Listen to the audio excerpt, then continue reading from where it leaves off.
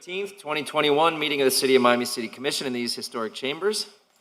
I did not bring my reading glasses, but I should have this memorized by now. Procedures for the public comment will be explained by the City Attorney shortly. Procedures for the swearing in of parties for the planning and zoning and or quasi-judicial items will be explained by the City Clerk.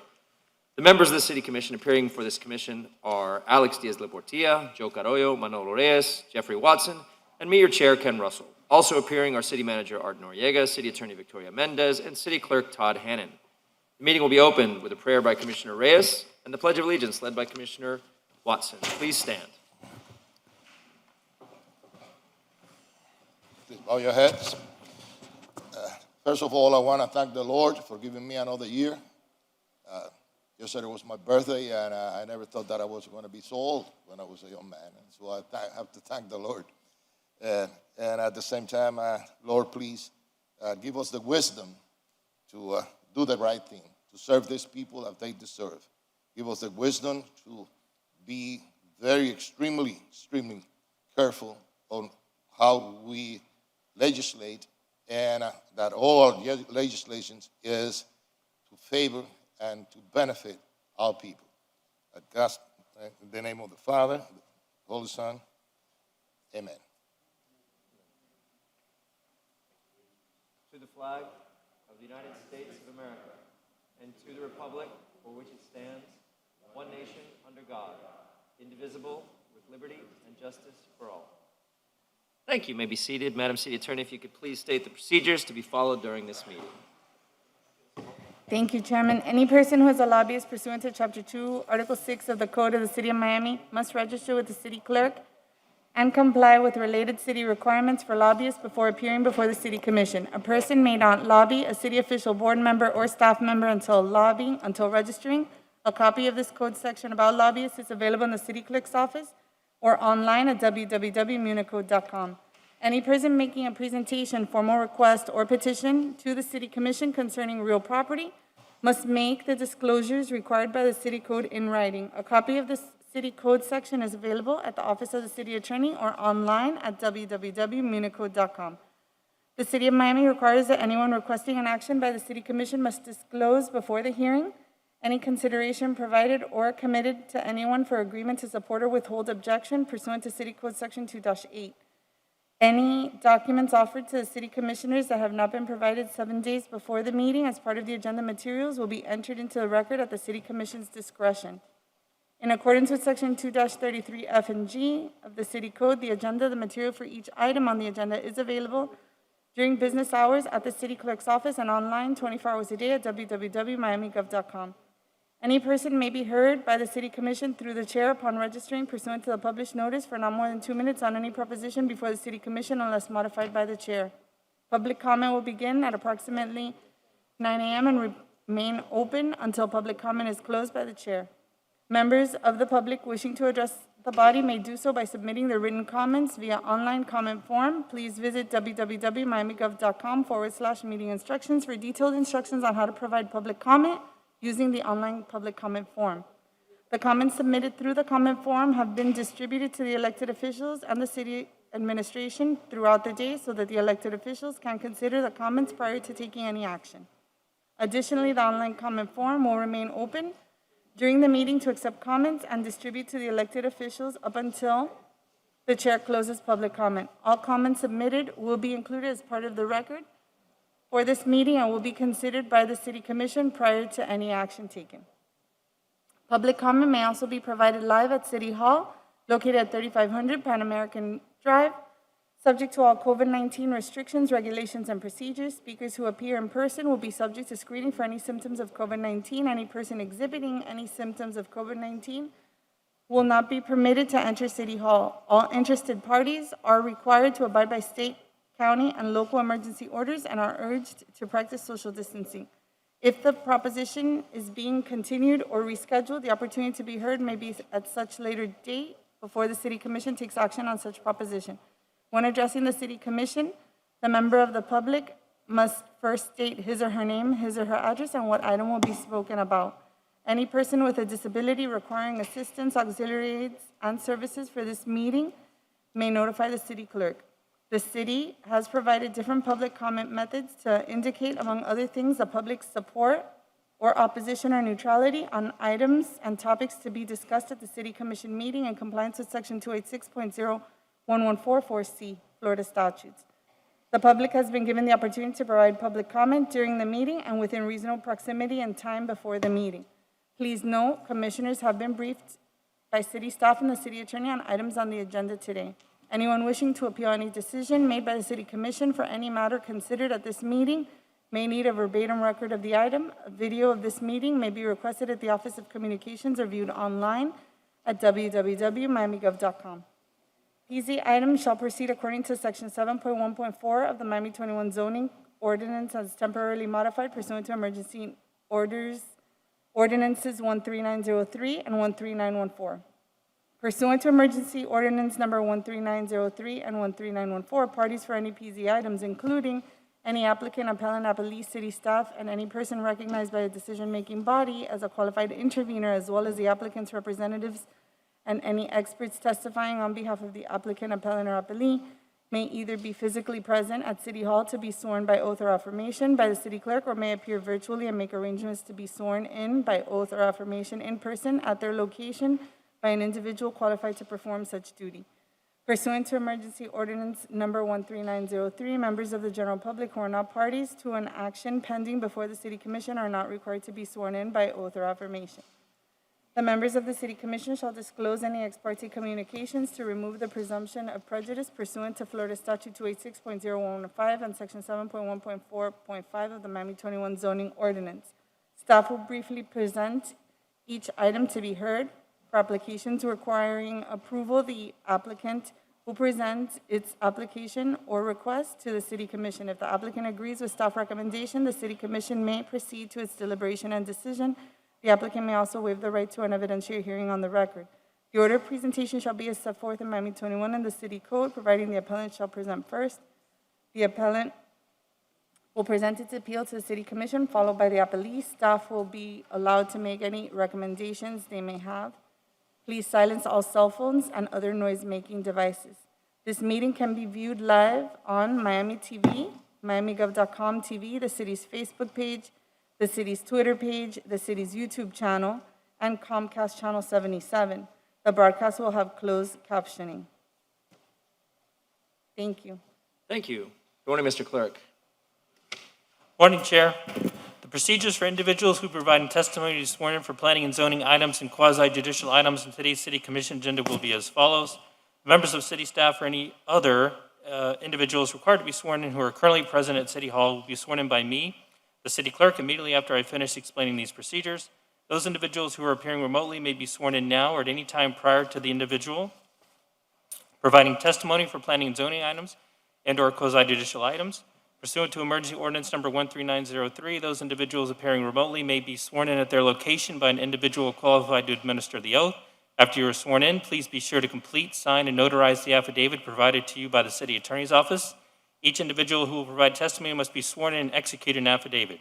Please email a scanned version of the signed affidavit to the city clerk at thannon@miamigov.com prior to providing testimony on the planning and zoning item and or quasi-judicial item. The affidavit shall be included in the record for the relevant item for which you will be providing testimony. Commissioners, are you comfortable with all the notice provisions set forth in these uniform rules of procedures we have established for this meeting? Yes. Yes. Chair, may I proceed with administering the oath? Yes. Okay. If you will be speaking on any of today's planning and zoning items, may I please have you stand and raise your right hand? Do you solemnly swear or affirm that the testimony you're about to provide at today's meeting is the truth, the whole truth, and nothing but the truth? Thank you, Chair. Thank you. And before we get going and we have some public appearances, do we have any proclamations to be given out by anyone on the dais? Yes. Yes, Commissioner Watson, you're recognized.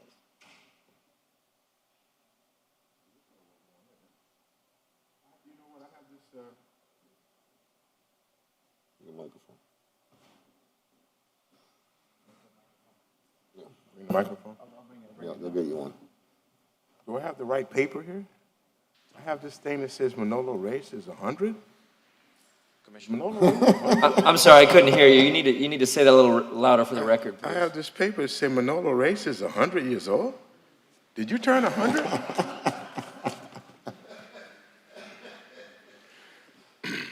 right, wrong paper. Let me step down here right quick. Corrected paper. This is for Miss Alberta Corbar. Right here. I'll come down here. You've earned that much for me to walk down here. Right? Shall we join you, Commissioner? Yes, please, most definitely. Most definitely. If you were like, yeah, that would be fine, if it's all right with her, or with my colleagues. So like, Manolo was 100, man. God, oh, that mercy. I want to look as good. I want to look good for 100. I'll stand over here. Good morning. Good morning, Miss Corbar. Good morning, Mama. Good morning, my dear. Welcome to you and your family. Alberta Corbar will be turning 100 on May 20th. She's been a resident.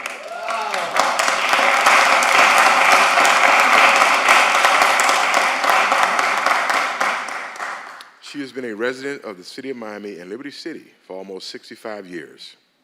She moved to Miami as a young woman, initially working in the hospitality industry before marrying a city of Miami police officer and becoming a dedicated homemaker. She's continuously served her community in various roles, including as a census taker, through registering voters and fundraising for charities, and as a volunteer at Alapata Elementary School, where she headed school supply drives and was an active member of the PTA. You might have been there when I was there. She's well known as a caretaker for neighborhood children and seniors, and has always loved baking for others as well as gardening. Even as she becomes hard of sight, she still appreciates the feeling of her beloved birds of paradise, or the taste of some of the fruits and vegetables from her very own garden. She is celebrated by a daughter and son, as well as grandchildren and great-grandchildren, who affectionately call her Berta or Big Mama. Would you all like to say anything? I want to thank the commissioners. This is emotional. I would like to thank the commissioners and guests that's here for allowing this to happen. We never had COVID. We've been safe. My mother been safe. So that's a blessing. And we still stay locked up. I want to take this opportunity to thank you all for the work that you tried to do in our community, and I'm very sure it's hard. I worked 28 years at Miami-Dade Correction, and that was hard. I have retired to take care of my mother. Also, my cousin is a Miami-Dade officer for correction. We both are retired. And I just want us to show more love to one another in this world because we need it. God bless you all. Thank you. This is, my brother from Georgia, Harold Martin from Georgia. He's been helping me out since he's been here. He moved to Florida. So now we just got to find a house. Oh, that's Hal? Yeah. And What's up, Hal? Hey, man. I didn't know that was you. That's me. Oh, man. Come on, bro. What's up? Now we got family. Yeah. Thank you so much, guys. I really appreciate it from the bottom of my heart. Just goes to say the City of Miami pays tribute to Miss Alberta Corbar, wishing her happy 100th birthday. So if any of my other colleagues would like to say something, it's always good to know that someone's been before you, and you're the reason that you're working so hard. And then you would like to say something, Ken? No? Of course we can. Let's go for it. Come on, everybody, go for it. Happy birthday to you. Happy birthday to you. Happy birthday, Miss Berta. Happy birthday to you. Yeah.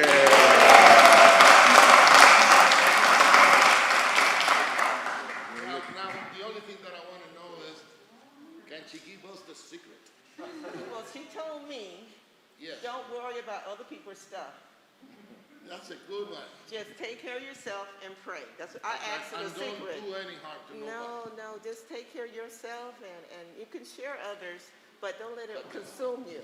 You know, that's it. That's a great advice. Yeah. Congratulations. Happy birthday. Thank you, Mom. Look right there. Okay. Uh-oh.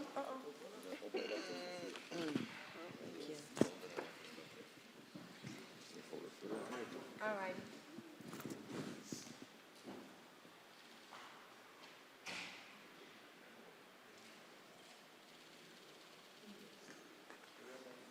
Okay.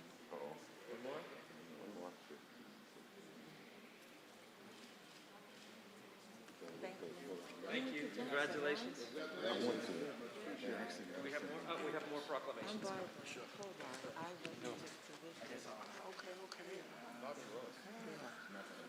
Next. Thank you.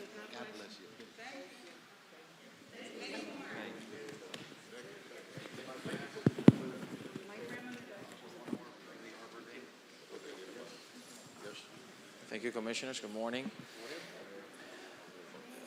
Is it on? Yes. Good morning. Katisha, if you could please join us upstairs. Excuse me. Down here.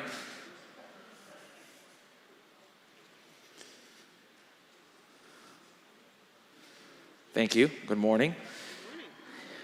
Before I read the proclamation, I guess none of them Biden. No, I think all of them have been vaccinated, so we're in good company here. It is an important day today where we celebrate Arbor Day. I have many fond memories being next to either a mango tree or an avocado tree or a mamey tree. And when this request came into our office, was a special request because I think all of us here at the city have some relationship with trees and the importance that it has, either from the basics of providing shade, but also from the environmental impact that it has in terms of climate and resilience. So the work that we do is important, we recognize it, and I wanted to take a moment to read the proclamation that we are doing today. Gracias. City of Miami proclaims, whereas in the quest to elevate the quality of life for all citizens, the City of Miami encourages awareness of the mounting environmental and climate crisis and commits to forming community partnerships to support the greening of the urban biosphere. Arbor Day, the brainchild of Mr. Morton, is now an international event that envisions the creation of a green society, fosters environmental friendly initiatives that ensure livable communities for generations to come. Arbor Day calls attention to the importance of the tree as a renewable energy resource for wood, fuel, as a foil for erosion, habitat for wildlife, a natural canopy to moderate the temperature, enhance the vitality of our business areas, and beautify our communities. In honor of National Arbor Day, the City of Miami has implemented the Miami Green Commission that encourages neighborhood groups and individuals to plant trees, and in so doing, I think this deserves a round of applause, improve the urban canopy and supports the planting of over more than 130 trees citywide. So thank you for that. It is therefore fitting and appropriate that the elected leadership of the City of Miami, on behalf of our citizens, work in partnership with local organizations in order to encourage the transition to a green society and call attention to the importance of the tree as a renewable resource. I am reading this, so I am not obviously the mayor of the city, but I, Francis Suarez, pay tribute and celebrate the National Arbor Day by virtue of the present official document, Arbor Day Miami 2021. Thank you for all the work. Thank you.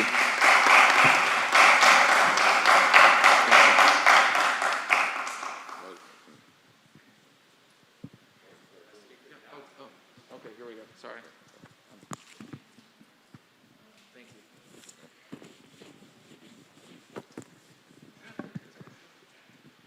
Good morning. I'm Quatisha Oguntoyinbo Rashad, and I am the Chief of Environmental Resources. And it's always an honor to receive or be the recipient of this recognition. And it's always an honor to represent the city of Miami in this capacity. But it would be remiss of me if I did not recognize the unsung heroes that work towards this effort every single year.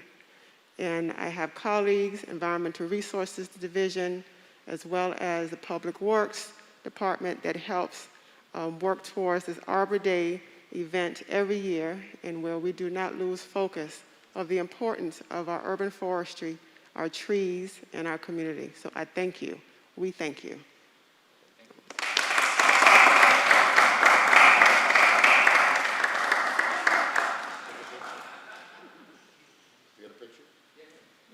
Now come over here so we can split. Okay. There you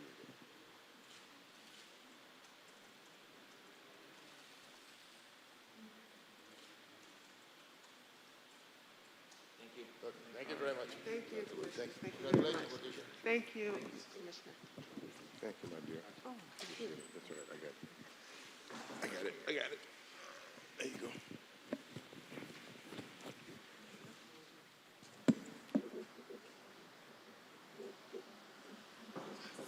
Thank you. Thank you, Glenna.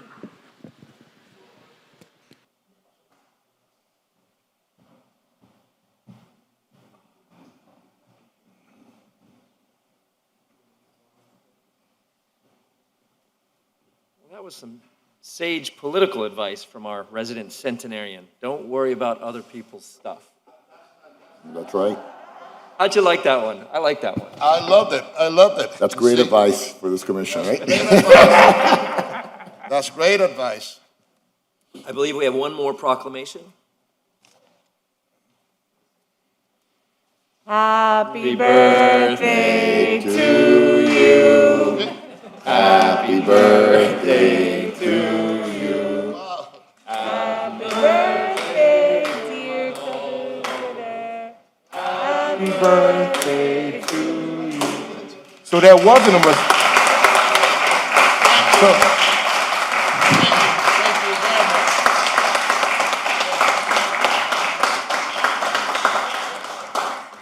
much. so birthday it was, 100 it wasn't. I just wanted to make sure that was the correct. I want you to keep on doing this proclamations because I expect to receive one.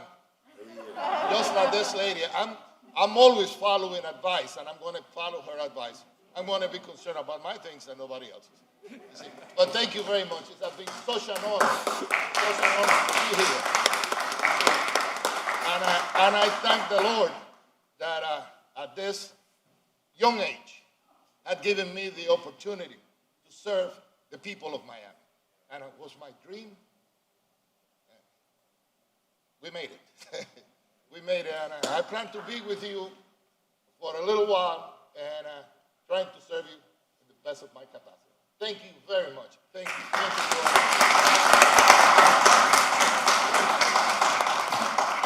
And this is quite a surprise. I wasn't expecting this. Yeah, we got you. Thank you. Now, everybody that wants cake, go to my office, okay? Thank you, guys. Thank you. Thank you. You know about this. You did. Thank your staff. All right. Yeah, really surprised. What a pleasant surprise. But do not leave for cake, as we will lose a quorum and we have business of the city to attend. Yes, sir. Yes, sir. I'll start, please, with the order of the day. Mr. Manager, are there items you'd like to see deferred, continued, or withdrawn? Good morning, Mr. Vice Chair, Commissioners, Madam City Attorney, Mr. City Clerk. At this time, the administration would like to defer and/or withdraw the following items. CA2 to be deferred to May 27th. DI2. Wait, just a moment, Commissioner Corrios, just sitting down, I want to make sure. You heard there was cake. You heard there was cake.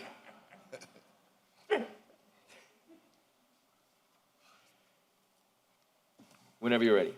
We're doing order of the day. Go ahead, Mr. Manager. You want to start over? Yes, please. CA1. CA2 Sorry, CA2. to be deferred to May 27th. DI2 to be withdrawn. RE3 to be deferred to May 27th.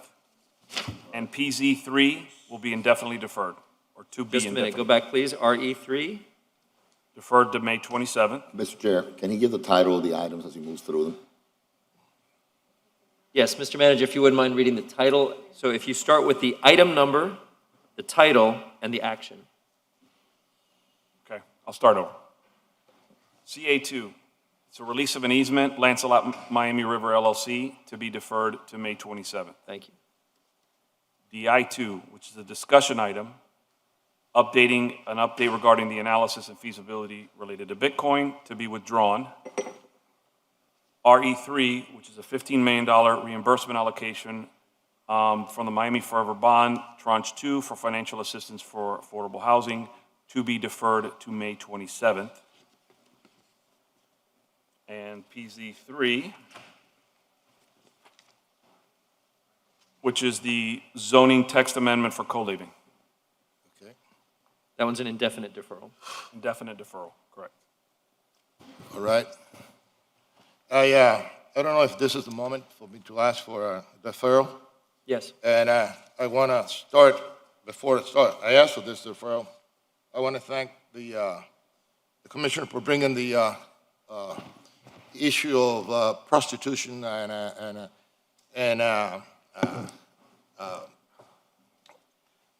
well, that's an issue that that's a conversation that we have to have. And those of us that live in Flagami, around 8th Street, we have noticed, and through the years, we have had a lot of problems with girls that were walking the streets. And I would like to, when I saw this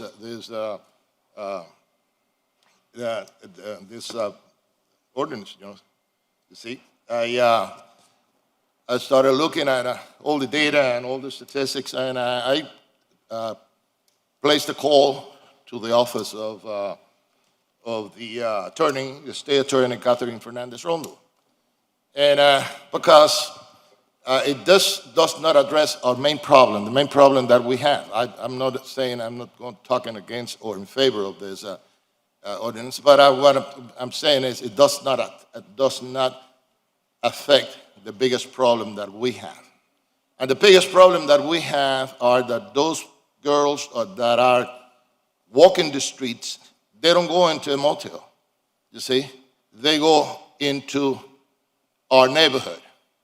And we have a neighborhood which is north of Calle Ocho, north of some of the motels, that they had been suffering from sexual activity on their swells.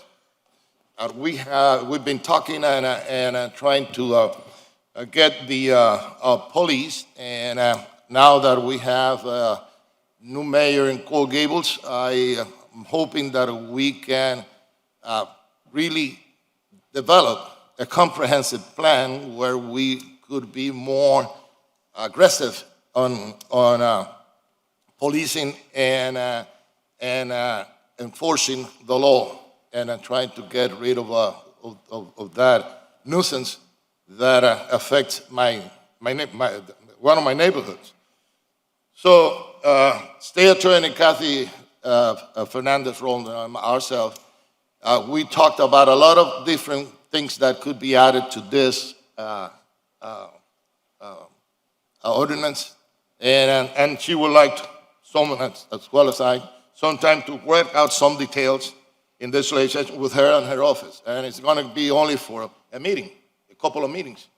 And that's it, and let's try to work it out, and she wants to be part of it, and she wants to have some input in it. So I was asking for a deferral. Deferral of FR2 to what date? Give me a month. What's your, For June, Mr. June Chairman. 1st meeting or second meeting? I'll recognize you in just a second. second meeting. Second meeting in June. Commissioner Diaz-Portillo, you're recognized. Just in deference to the state, I'm going, state attorney. thank you, Commissioner, and I know it impacts your district. Oh, really? It impacts all districts, but it impacts your district as the girls that are being trafficked, and the prostitution and the drug sales and everything that's taking place at these motels and around these motels impacts all districts and all Miamians. I'm going to argue against the deferral. Okay. I think that we have plenty of time to fix it or to add things to it between first reading and second reading. We also have about 3 amendments that we're adding, we hope to add today with the commission's approval, obviously, that will address additional concerns that we have that were brought up at the city council meeting of that Hialeah held a few days ago. As you know, we have some speakers here today, important leaders in our community that have led this effort for years. We have Mayor Vince Lago here, newly elected Mayor Vince Lago. Congratulations to your recent election, Mayor. We have Oscar de la Rosa, Hialeah council member, who's been fighting this good fight up in Hialeah. We have Ms. Aver Jane, who has developed and redeveloped motels along Biscayne Boulevard. As you know, Commissioner Russell, it was a very, very distressed area for many, many years, and her involvement and participation in that part of our city helped improve a lot of people in that part of the city. And we have other people that are being impacted on a daily basis. To continue to delay an issue, or to try to delay an issue today, or defer, that's been taking place in our community under our very noses for not years, but decades, and has not been addressed in the last, I believe, 5 or 6 years when then Commissioner Suarez, now Mayor Suarez, addressed the issue before this body as a commissioner, is to risk the lives, the future of young girls in particular that are being abused on a daily basis, not only inside these motels, but around them. There's been report after report in the news media over the years, over the decades, of people that have been murdered, sexually trafficked, drug deals, prostitution, of course, minors, things that are very serious in our city, much more serious than other issues that this commission has tackled. We spend hours talking about zoning matters, about the size, the height of a building or the density of a building. And we need to dedicate time and effort and really deal with the issues that impact our city. At its very core, its very fiber. This is an issue that needs to be addressed if, in fact, there are great ideas that need to be offered. I welcome that. I welcome every commissioner's participation. It impacts all our districts. Every single district is impacted by this issue. Okay. It impacts beyond the city of Miami. That's why, for the first time, we've had Coral Gables pass it first under the leadership of Commissioner Lago, now Mayor. Hialeah passed it in first reading. They tabled it with some parliamentary maneuver a few days ago, which is a way to sidestep the issue and not to deal with a very serious issue that's impacting our community. This is not a minor issue. This is a major issue in our city. And I think it deserves the debate and deserves it today. I don't want to wake up tomorrow morning and find out that something bad happened in some Flagami motel, Little Havana motel, Alapata motel. We have them all over the place. And we need to address this issue. At last count, the number may be wrong, because I had my staff drive around and try to identify them. Not all of them are easily identifiable, although a lot of them, the hedges are very high, they have walls built around them. You can't see them from the outside for obvious reasons. As you know, as I said earlier, the news media has done a tremendous amount of reporting on this. So this is an issue that I prefer Commissioner Reyes that we talk about it today, that we at least move forward on the fractional rentals. Okay. And then we, can add in the next, between first reading and second reading, additional measures. I do agree with you that, for example, there are things such as that we're going to try to amend today, and we can find consensus in this commission. Cash payments, we maybe require credit card payments. I'm waiting for a city attorney to give us the green light, the legal green light on that to require credit card payments. There's not a single motel or hotel other than these places that you can go to today, whether it's a Motel 6, Travelodge, or a Ritz-Carlton Four Seasons, that they don't require a credit card. You cannot check into a Travelodge at $29.99 in Tallahassee or a Ritz-Carlton at $799 in South Beach without giving a credit card and an ID. So these are things that we would require, or we would like to require of all hotels or motels to abide by Chapter 509 of the Florida statute to make sure that this is not in any way, shape, or form, supersede any Florida statute. We're not allowed to do that, but it does, in fact, augment and make our citizens safer. There is no doubt, Commissioner Reyes, because you've seen it in your district because that's that strict, but it also happened in I believe now, Commissioner Watson's district, when it was 79th Street and Biscayne, and between 65th and 79th Street on Biscayne many years ago. And Ms. Jane and others, but Ms. Jane really led the effort. And she led the effort not only through private involvement, which we're going to require in our effort to really get rid of the scourge that's destroying women and children in many cases, the very fabric, the moral fabric of our society and our city. But it is also, she used historic preservation funds to help her redevelop some of those places like the Balagabond, and I think you bought 7 or 8, Ms. Jane. And so entrepreneurs will come in and they'll invest, and these motels could be repurposed for other activity that's also profitable.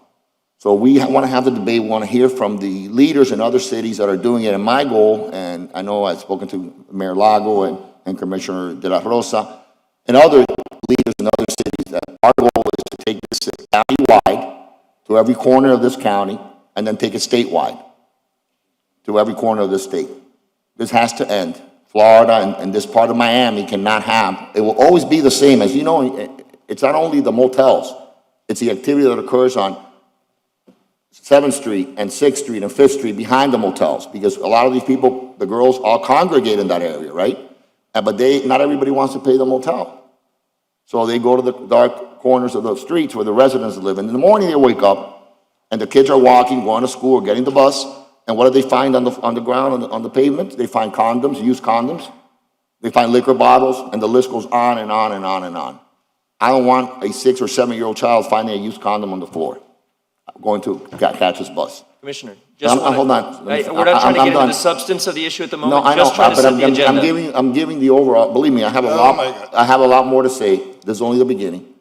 I have a lot of examples, and we have a lot of testimony, and it's gonna be, Right, so it could be a if prolonged we debate. take up the But hold substance on. of the item, I think we can But get into I want to make sure I lay the groundwork why it's important not to delay this Understood. one more day. So Understood. if the commissioner would acquiesce and allow it to be heard today, Commissioner, and we move forward, and then I'll work with Well- your office. Yes, I don't want to start arguing the number of incidents that happened there and all of that. What I'm asking is a more comprehensive plan, because what we're going to do now, is we're just going to, we're going to make a legislation that is going to affect not only those motels. There are other areas. If you go to theyuse.com, and that is something that we wanted to see also, that there are 3 hotels that offer partial day rental. And those type of issues are the ones that we want also to clear out what can be done. Before, when you mentioned those hotels on Biscayne Boulevard, and we use the tools that we have with nuisance abatement, and we were very aggressive against the prostitutions doing business in that area, and finally we got rid of it. That's the only thing that I am asking. I'm asking just for time to work together, because we need the legal system in this. We need our judicial system to be part of this. And that's why Kathy Fernandez Rondon, our state attorney, she wants to have time just to read it and give us her input and her opinion. You see, we have a hotel, for example, in pretty close to Crypto and Epic Hotel. They have, you can rent from 3 to 9. And right here, Mutiny Hotel. And you have from 8 to 2 and to 2 to 9. You see, they are partially renting, you see. Maybe we can work something out that we don't hurt these people also, you see, or that we establish certain limitations on what they're going to do. And that's the only thing that I'm asking. I'm not asking to do away with your idea. I don't have anything against Lago or anybody else. Now that Lago is the mayor, I want him to work. I know the way that he feels. I want his police to work with our police, since we have a MOU, you see, to start actively patrolling even the streets when our patrols cannot go into our streets, and if they see a car that is parked, just stop and see what they're doing there, because I know how my residents feel. You see, what I want to do is make a more complete, and then everybody said, oh, well, between first and second. Let's start in the right foot, man. No. This is not it requires an immediate, this is between a month or a couple of weeks, it's not going to hurt us, okay? That's what the only thing that I'm asking is a little time in deference to the state attorney that we will go and sit down and say, listen, let's start working. What do you think? What should we add? What should we delete? How can you be an active participant in this? And so we have a comprehensive plan and to deal with this big problem that affects our society and have been affecting mankind since biblical time. You see? Thank you, Commissioner Reyes. Okay, and that is the only thing that I'm asking. And if Understood. I will make a motion to defer it. You see? I will second that, You see? Commissioner. And I will, We have a discussion. Thank you. There's been a motion, there's been a second to defer item FR2 to June 24th. Okay. Open for discussion, and If I can, just a moment, Commissioner. I realize in this discussion I'm remiss in my responsibility to recognize our newly elected neighboring mayor, Vince Lago. Thank you for joining us, and I'll certainly recognize you in just a moment. Commissioner Arroyo, you're recognized. thank you, Chair. Mr. Manager, is the police chief here? I believe he may not be here yet, but we do have the assistant chief here. Who do we have? They're in the back. Let me get him. Bottom line is, items like this, we should always have Yep. Personnel from the police department. Gentlemen, through the manager, I would like the department to provide to us, before this comes up again in June, report of any and all, we could go back 20 years back, if you could go that far back, if not as far back as you possibly can, a report on all hotels, motels in the city of Miami that, one, sell rooms in partial hours, whether it's by the hour, by the quarter of a day, by the half day, if we could get a report of that. Two, I would like a report on how many actual arrests have we made on prostitution, one. Secondly, narcotics on all motel, hotels in the city of Miami. When I say the establishments, I'm talking about in the lobby, in the rooms, in property that belong to those establishments. Secondary, on the area of prostitution,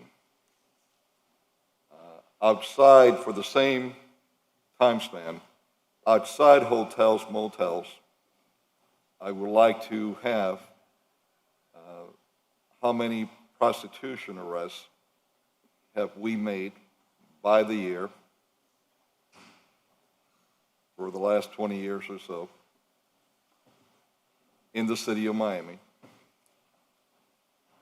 And if you could break them down to the smallest zones that we possibly could have, or neighborhoods.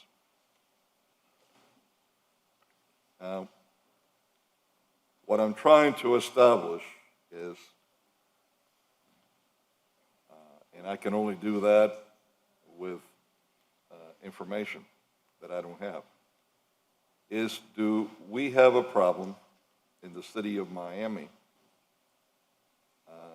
where we have active prostitution that is creating a problem in any of our hotels, motels, whether it's a low rental hotel per day or a very expensive hotel in the city of Miami.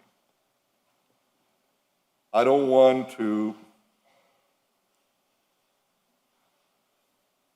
create law or additional law to give the perception, just when we're opening up Miami again, that we have problems inside our hotels that we might not have. Furthermore, and this is the reason that I'm asking, not just in hotels, but in anywhere in the city, I suspect that a big portion of the problem that we might have in any kind of these types of arrests is that we haven't had the enforcement arm. We could put, and since I've been here, I've seen all kinds of laws that we've had for many things. The problem hasn't been the laws that we have in the books or the lack of them. The problem has been the enforcement. So I want to make sure that we do have a problem, and then if we do, we address it. If we don't have a problem in the area that I've been hearing, in renting hotels, motels, by partial time that doesn't come to a full day, then I don't want to give the impression to anybody that comes into our city that we do have a problem if we don't. What this requires is a lot more of what I'm hearing. I'm hearing only on establishments that charge by the hour or by partial time. Well, it's a list of all kinds of places in Miami, in greater Miami-Dade, that don't charge for a full day, and you'd be surprised at some of the top hotels. Right across the street, in the new Mutiny, not the old one, they charge on partial days, according to what information I got from the internet. And there are many other places and big name hotels that we have in the city and in greater Miami-Dade. What I want to do is create an ordinance that will address prostitution as a whole so that we try to clear from our streets, our buildings. By that I mean the hotels, the motels, and frankly, all these rentals that we have, as much as we can. At the same time, we need to include in this ordinance something that has been the magnet for many of the problems that I've heard that we've thrown out here today. The traffic inside, and that's the massage parlors that we have. We have certain ordinance, but who enforces them? I don't know when's the last time that we've had police or code go inside these places, but the first thing most of them do is block all the view from the front. So this has to be looked upon, and this is why I'm very happy to hear that the state attorney wants to get involved in this. This has to be an ordinance that goes way beyond what is being proposed here today, because that in itself is not a solution. In my mind, any John, or should I say any pimp, can rent a room all day and be given the key, and they save money, actually. So I'm not sure in this what I want from the police department, too. I want the police department to give us your professional opinion. First, if we have a problem. If we do, what's the best way to go about it to resolve it? Two, let's look at the areas that we might have potential problems, in addition to what's been brought here as a possibility that we need to address. One of the biggest sources of trafficking in our country are massage parlors. And it's rare that we hear anything about any enforcement in the city of Miami. And they're popping up everywhere. So if we could get something comprehensive with recommendations from the police department, I would be very much appreciative, because beyond what Commissioner Reyes requested after speaking to the state attorney, there are many other issues that we have to look at, because whatever ordinance we do has to go much wider and deeper than anything that we've heard here so far. And the last thing that I want to do is give the impression that we have a problem where we don't have a problem. Let's look at the areas where we do have a problem. For instance, we recently passed on second reading an ordinance that is putting the violation amounts to a level that is not a tip anymore. 1,000 per day for people that we catch with illegal bars, serving illegal alcohol, and for the second time, up to $5,000 a day in fines.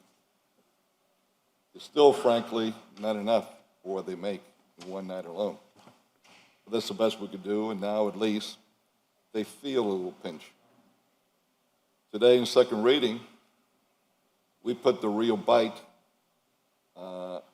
into the series of ordinances that we come up with, and that's the arrest factor.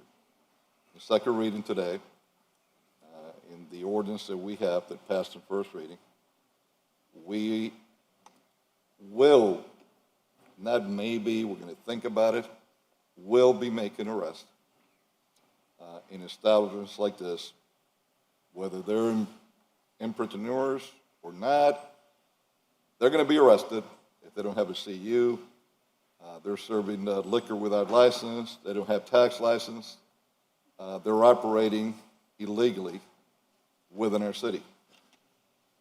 And I will tell you, if any of you have looked at those pictures, the girls that I saw in the pictures were dressed much worse than any hooker that you could see in the city of Miami, in a small hotel, or at the Ritz-Carlton, or at the East. Some of the other places and pictures that we had, people were all in underwears. In another place, it was clear that they were filming pornography with the small bed they had, with the video camera they had there, and the way the bed looked, and the condoms that you could see were thrown around. So we need to come up with a very comprehensive ordinance or set of ordinances that will protect our residents the most. Not just throw something out there that's not going to do anything at the end. If we're going to take action, let's take action that will mean something, that will have an effect in protecting our residents, protecting their quality of life. Not just vote for something, give a press conference of what a great thing we did, and at the end, it didn't accomplish anything.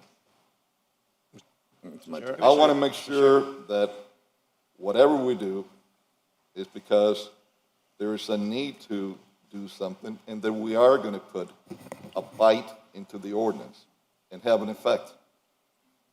Thank you, Commissioner. Mr. Sheriff? Before we, just I'm a moment, sorry. there's a couple commissioners that want to speak, and before the police department responds if they need to. Again, we're getting very deep into the substance of the issue, where the real issue of this moment is whether or not to take this item up on our agenda today.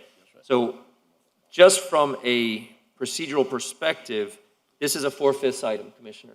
So clearly, you're going to need the support of at least three other commissioners to see this through, and you already have two commissioners asking for a Well, deferral for a deeper dive. We're having a debate. So, No. this is, I'm just putting it to you in. No, but I'm fully aware of parliamentary procedure because I've been around here a long time. Clearly. around government. So I'm trying to move forward the discussion. But we're going to have a Please, discussion.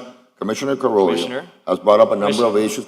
Chairman, I'll let you respond. but Okay, You're I'm going to let waiting. me speak, please. I will. So all we're trying to do here is establish whether or not the will is here to defer the item or not, or to leave it on the agenda for much further, deeper discussion today. We can always defer it at that time as well, or we can defer it right now. Clearly, the votes aren't here to pass the item today, because two are already wanting to push it. You're recognized. And then Commissioner Reyes.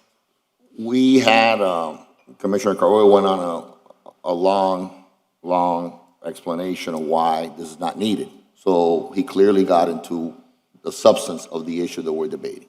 So obviously, I'm entitled to counter that and talk about why we should not defer it anymore.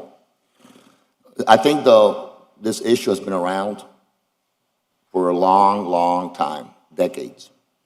It's obvious, and if it's not, then I don't know where people are looking. It's obvious to every thinking person in this city that what we're talking about here, what the problem is. We don't need to confer with the state attorney. I'm going to hear from Chief Morales, who has, I think, some comments to make in a little bit. But we don't need to confer with the players, the special interests that are involved in stopping or trying to stop this legislation, as they did a few days ago in Hialeah. We know there's a problem, and everyone knows. And no matter how many people try to muddy the waters or turn a blind eye to a serious problem in Miami and try to confuse the issue with the Ritz-Carlton or the Mutiny, everybody here knows. We're not talking about the Ritz-Carlton or the Mutiny or the Holiday Inn. Everyone here knows we're talking about 17 motels, my count. There may be more that I have not found, that specifically cater to this kind of clientele. We know there's, I believe, 8 in Flagami. There's like 4 in Little Havana, 2 in Alapata and other areas. The total's, I think, 17 was the last count that we had. Everyone knows that these motels operate in cash, not with credit card. Everyone knows that they're venues for prostitution. Not to say that the owners are engaged in that kind of activity, but that the activity takes place inside those properties and around those properties. So they bring that kind of element, that kind of environment to that area, to those areas. Everyone knows that they have hedges that go 12 feet and walls that close them out. Everyone knows the names of these places, which I don't name names. I'm not in the naming name business. I never have been, never will be. But we know what we're talking about. We don't need to confer, which I will anyway, that was my plan, to confer with the state attorney and with industry leaders, Mr. Talbot and others, about how we not impact the good actors. This is simply a first step. No one ever said this is a comprehensive plan to address the issue, nor is this an attempt to, solve a societal ill. Of course not. It is a first step in many steps. In fact, I'm already drafting, I started last week, what I was going to do in the next commission meeting, drafting an ordinance that will limit the number of hours that Oriental massage places or massage parlors would operate. Right now, they're operating until 11 o'clock midnight. So that would limit the hours to 9 to 5, and I think that goes a long way in helping to address the problem. When we wait for these comprehensive packages that never come, because they could have come 2 years ago, 4 years ago, 10 years ago, 30 years ago, they never come. Some special interest gets in the way. And that's what we're seeing here today. Some special interest getting in the way. A very small special interest, a very big cash business, prominent lawyers working on their behalf because they want to continue that business model. And as a government, as public policymakers, that business model can no longer be part of anything that has to do with Miami. No one, as we reopen the economy, that's coming to Miami in a reopened economy, Commissioner Carollo, no one is going to these motels. They're not going to say, we're not going to come to Miami because, there's an ordinance that doesn't allow fractional daily rentals. They're going to come to the Ritz-Carlton, they're going to come take a cruise ship in mid-July. They're going to come to Miami because Miami's Miami, and for the right reasons. They're not going to come to Miami to go solicit a prostitute and pay 1 hour, $10 an hour for a motel room. Most of the people are local. It's a different audience, a different clientele that will not impact our economy in any way, shape, or form. The notion that you let the perfect get in the way of the good is a common argument. We used to call that in Tallahassee, let's love it to death. Let's put so many amendments and so many things on this issue that we're going to love it to death. We're going to kill it with all these beautiful ideas that so far, I've been here a year and a half. No one has proposed an ordinance or a resolution, not this commission, the previous commission. It was Commissioner Suarez who did it, but it didn't even get, I don't know, Madam Attorney, you never answered my question yesterday, whether it even got to the floor, to the dais. No, it didn't come to commission. The special interest influence is so strong that it didn't even make it to a vote. It didn't even make it to a vote 5 years ago, 6 years ago? I believe it was 2016. 2016, wow, 5 years ago. I never even made it to a vote because the argument that Commissioner Carollo was making, one of the many arguments that he made, that we haven't addressed, that we don't know, that it's not really happening, that we don't have data, it's not data-driven. Just read the newspaper. Newspapers, going back to way before when you were mayor, and before you were mayor, other mayors, through Ferrer and through you and through Manny Diaz and Tomas Regalado, and the list goes on. This issue, especially in the Flagami area, well, back then it was, in not your district, it used to be your district before it was redistricted, I think it's Commissioner Watson's district, on Biscayne Boulevard. This has been an ongoing problem. The fractional rentals have been shown to be a big part of their business model. That's what they do. The way we sought to address one of your concerns, I listed 7 that you listed, to address just one of them, that you say somebody could come in and rent it for 24 hours, so people would come in and out. Not every require IDs for who's staying in the hotel, and you scan them. And a credit card. Because then the police has the law enforcement tools to track those people down that they need. No cash, credit card. How many people in the room? 2 people. The third person comes in, they have to register and give an ID. A Florida driver's license or Florida ID or a legitimate ID or passport, whatever, and they show it, and then when they go in and they find out what's going on, they know who they are. They have ATM machines inside these motels for obvious reasons. They want to pull cash inside the motels.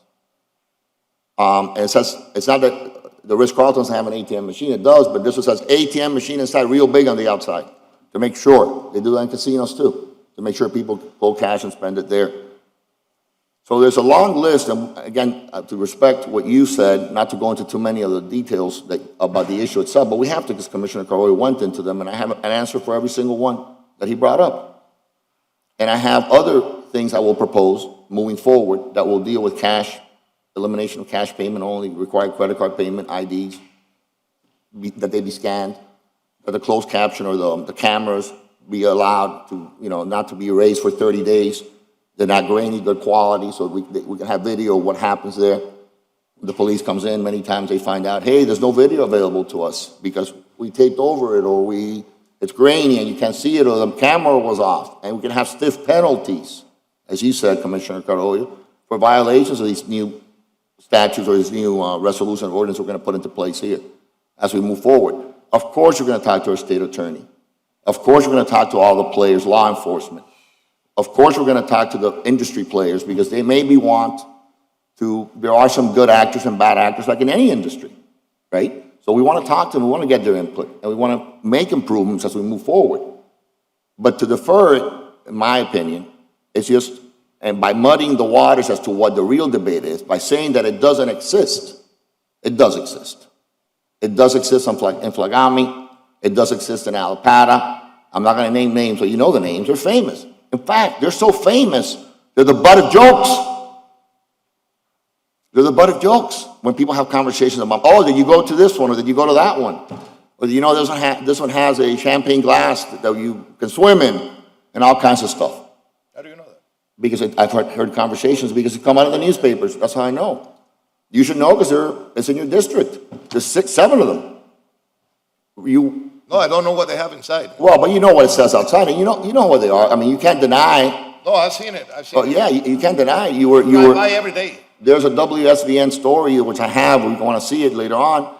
That talks about neighbors in your district talking about their kids. The example that I used about. Well, I'm not finished. The example that I used about neighbors complaining about their kids walking to get the bus and finding condoms is a real example of a new story that came out on WSVN. Yes. And the real stories that Commissioner De La Rosa and Mayor Lago will tell you about people who have been killed, murdered in Hialeah. Hialeah, I think, has 27. He can better tell you about that. Where there's murder, where sex trafficking. Much more serious things than alcohol licenses, by the way. We have to have a sense of what the priorities are. And we have cafeterias, as we passed together a resolution that dealt with cafeterias that become something else after 7 p.m.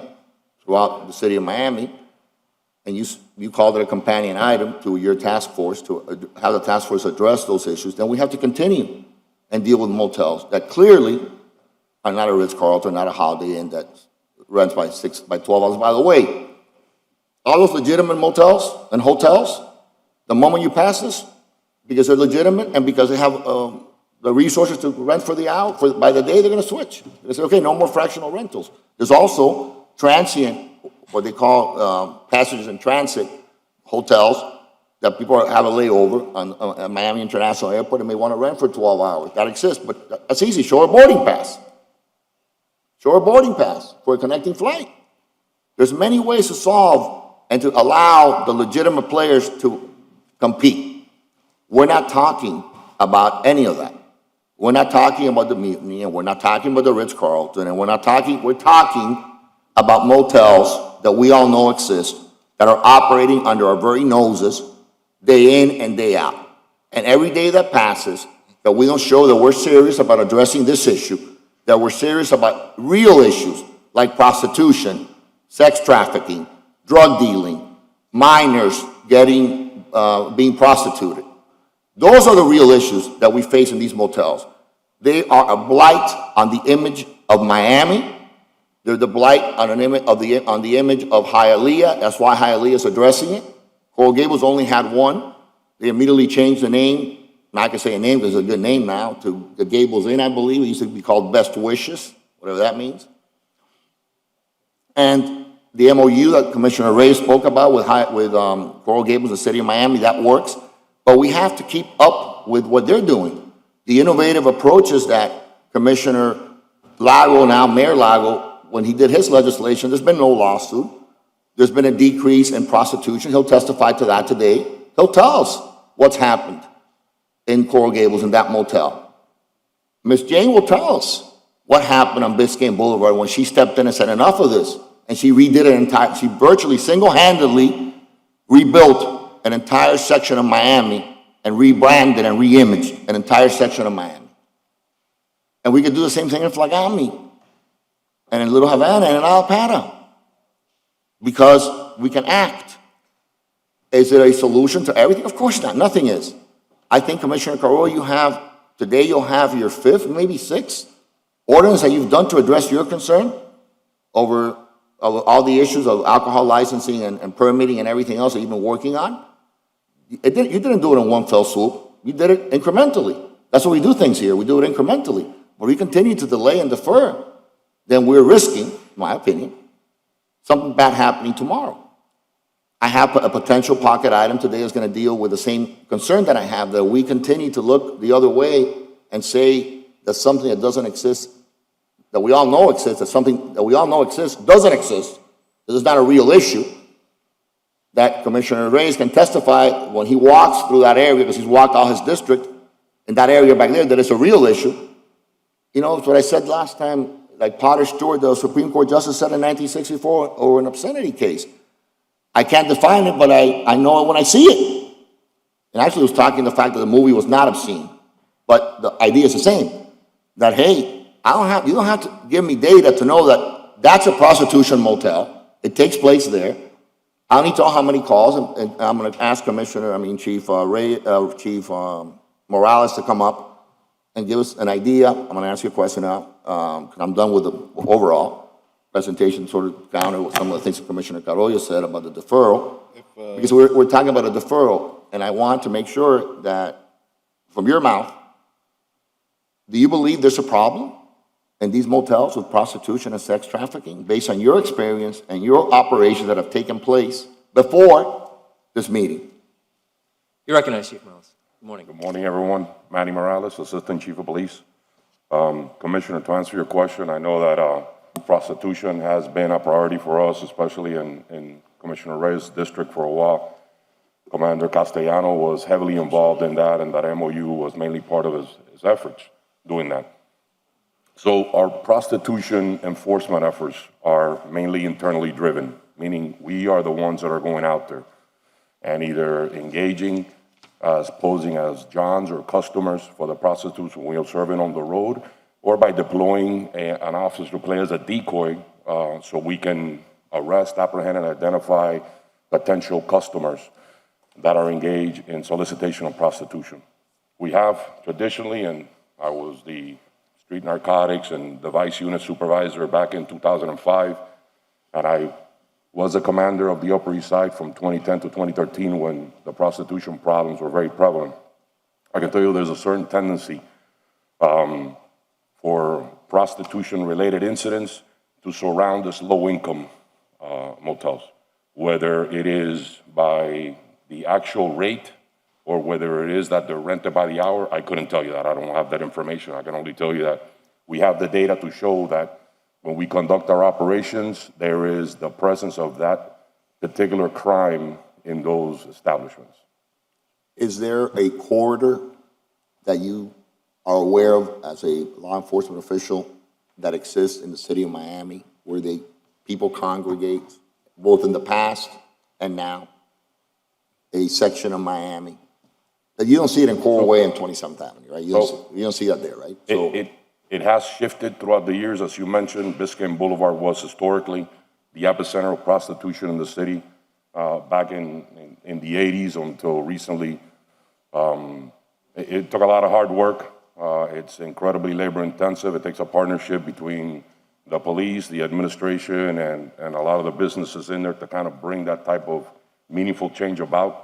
And I think we've been able to accomplish that. And that's through a myriad of strategies to include not only enforcement, but working closely. We tried the mapping program, which is extremely difficult, but it is when you arrest an individual for prostitution, you're able to take them to court, and they voluntarily have to accept to stay away from that area as a condition of their probation. It is very hard.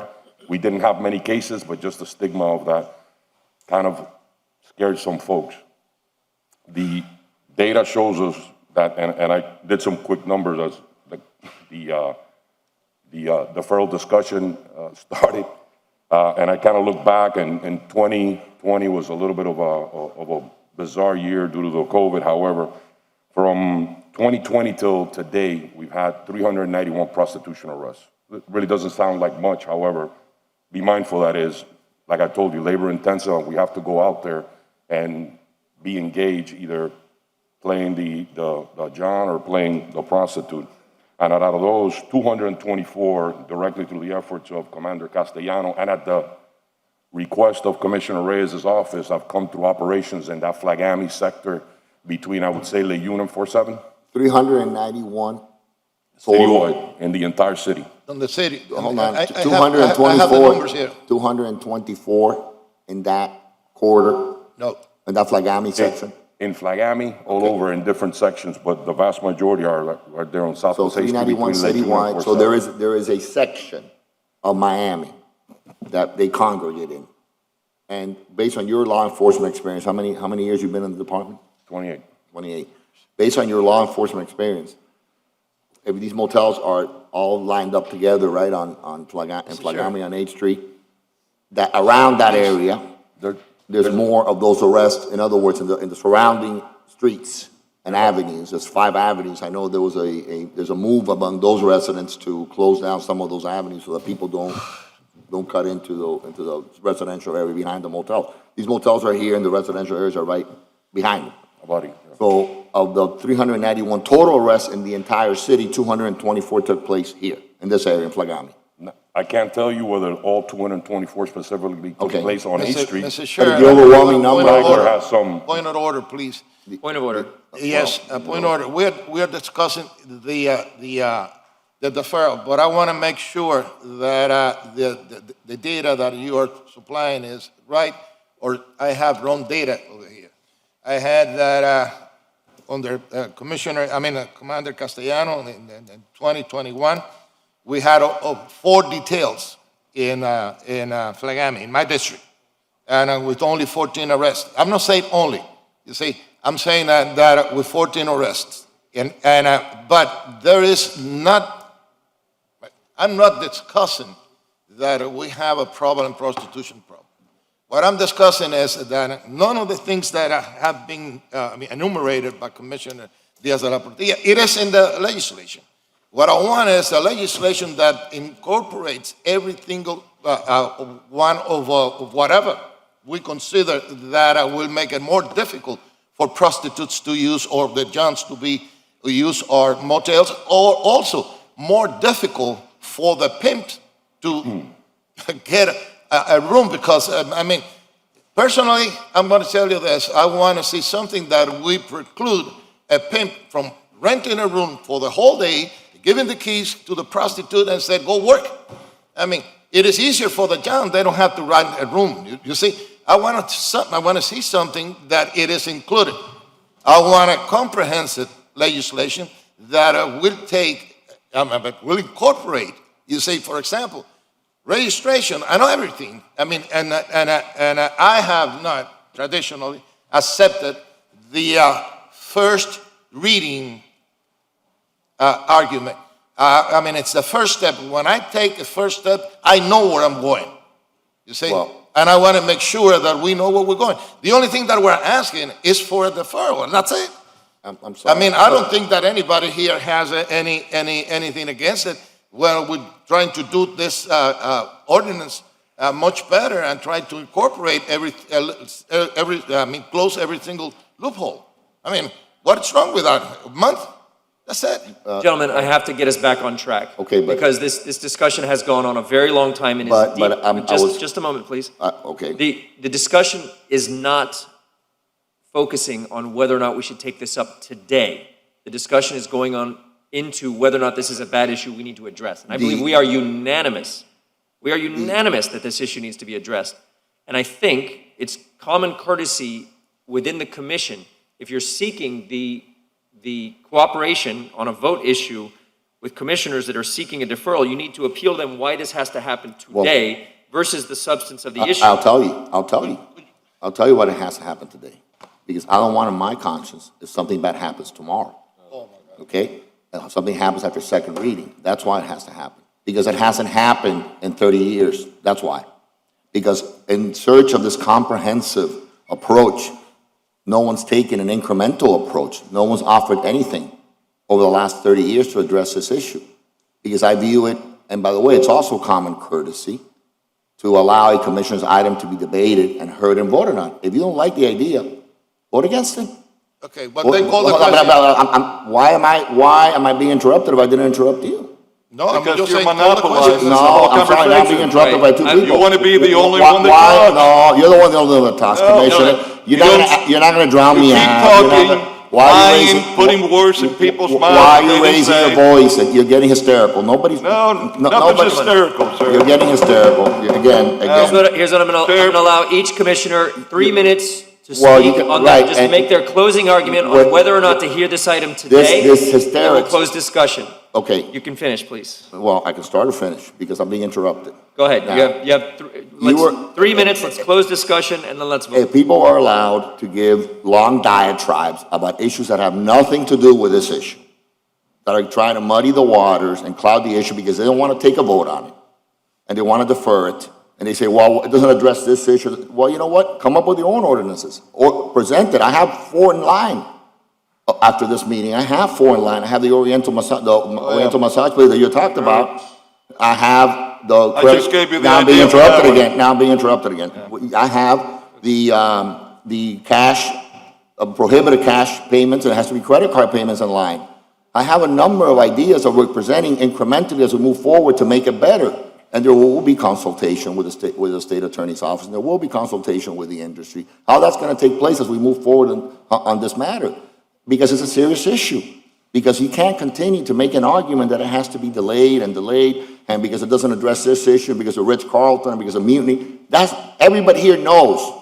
This has nothing to do with the mutiny and with the Ritz-Carlton. Everyone here knows, and everyone in Miami knows what we're talking about. These are clear motels that allow prostitution, or that, not allow, it's the wrong word, that where prostitution takes place, where illegal drug sales take place, where sex trafficking takes place, that are eroding our neighborhoods, our residential areas, and we need to address the issue. Whether there's a vote for deferral or not, I recommend to my colleagues that don't want to defer, perhaps, that we address the issue. Because you don't want to continue to delay this and have what's happened in Hialeah a few weeks ago. And Commissioner De La Rosa will testify what happened in Hialeah a few weeks ago, what drove him to the point of no return on this. And he said, wait a minute, how longer do we wait? And special interests get involved, and they have every right to get involved. This is a business, a very, very big business. And they have a right to get involved and to hire their lobbyists, to hire their lawyers, and make all kinds of arguments, and to try to influence commissioners to vote a different way. That's their right. And they do have some legitimate arguments on some cases, because they do, some of them are good actors, and a lot of them are bad actors. But as we weed them out and we figure out what to do about this issue, we have to stop prioritizing the wrong things in our time we have here in this commission. We have limited time. We're term limited out. We, days in and days out, we defer, and there's a lack of finality that occurs here. We have testimony to be given today by leaders in other cities, adjacent city and Hialeah. We have what Ms. Jane did so that we can hear, so we can get informed. Everyone here knows what we're talking about, commissioners. If you want to defer it because you want to create a bigger product, we'll create a bigger product and move on. But the fact that fractional rentals is a big cause of this problem, it is, and no one can hide under a rock and deny it. Thank you, Commissioner. So, you can take your 2 minutes to address the issue, or we can simply vote on the issue. What I want to be sure. 3 minutes, I Chair, apologize. He's creating a habit that he wants to monopolize the discussions, and he talks and he talks and he talks, makes false accusations, try to change the words that any of us would say.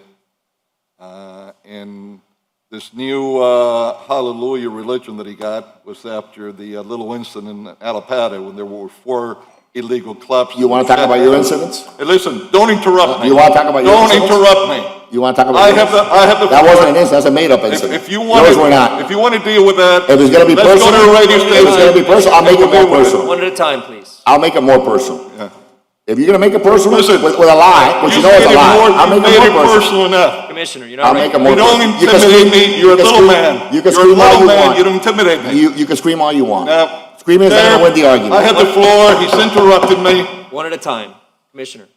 I will not allow personal attacks from him or anybody else, period. And you shouldn't allow it. either. Listen, you made personal Chairman, attacks. I did not. I did not. You made the accusation. I did not. That there were 4 of these hotels in Little Havana. They Give me are. their names. Give me their names. They are. Give me their names. I also said Alapata. Give me their names. I'm not a snitch. I don't name Give me names. their names. I'm not a snitch. See, you're lying. I You know. keep 4. trying to 4. defame me. Give me I their don't names. name, but I will. But I Give will me the their- right give me time. their names Why are you now. screaming? Why are you losing control? Give me their names now. No, I don't name names. You don't have any names. I leave the All right, snitching to gentlemen, you. You don't have any I leave the names. snitching to you. All in favor of the deferral, say aye. Aye. Any opposed? The vote is 4-1 in favor of deferral. The motion, the I item want a will roll come back call. on June. I want a roll call. Why Mr. do you want a Chair. roll call? Because I want a roll call. Chair. Because I'm entitled to roll call. It's part of the rules in this body. Don't you know that? Aren't you the chairman? No, it's I not. want a roll call. No, it's not entitled to. Absolutely, it's part of the rules. I don't I'm entitled to roll. I want a roll call. I want the public to know Before we who's had voting vote. against this issue. We call that putting you on the table. Okay, no, now this is just making it political. No, it's not a political, no. A roll call is a roll call. There are people here that are gonna testify. You cannot hide under a rock anymore. This is an important issue. If you want to vote against it, don't use a parliamentary tactic to vote against it. Have the courage to say, I'm against this bill. I'm against this We ordinance. just Nobody's did. saying they're against the We just bill. did. Have it. We voted against the. Voted on the roll, amendment on bill. paper. See, Chair. I'm this sorry, is the- my count is 4-1. Am I incorrect? You are correct, Chair. Thank you very much. That's good. So the roll is clear. Very clear. All right. Can we move on? I would like to recognize Mayor Lago for his patience and definitely congratulate him on his election as mayor of Coral Gables, the city beautiful. You are very welcome here in City Hall, and I appreciate your patience. Good morning. Mayor, thank you for being here. Mr. Mayor. How are you, Mayor? Congratulations.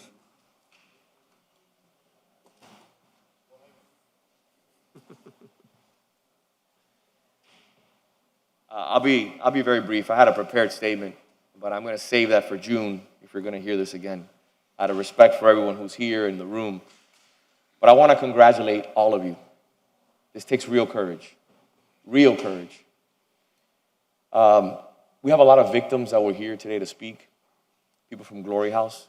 They'll come back in June. They're more than willing to come back. We have a lot of people in this community, like Ara Jane, who, besides the women that are here, I really have a lot of respect for you because you're putting your business interests on the line to be here. And that takes a lot of courage. Commissioner De La Rosa, a gentleman who is not running for re-election, has decided to do this because it's the right thing to do, along with you, all of you. We haven't always agreed. People will go out there and say, oh, Vince has an agenda. I don't have an agenda. I have 2 young girls that I have to face every single day. And I hope that we put this on the agenda in June so I can come back and give you a little bit of information. Because I have faced the devil face to face. Not once, not twice, 13 times I've done sting operations with the City of Miami Police Department, City of Coral Gables, and Kathy Fernandez Rundle's Human Trafficking Division. I have gone at 2 and 3 in the morning to all these motels. I have seen unspeakable acts against the women of our community. Unspeakable. I have been in those rooms as my wife is calling me on the phone, telling me, come home, come home. This is something that I know will be heard because of your courage. Commissioner Reyes, you have advocated for your community for years. You're an Abdalita.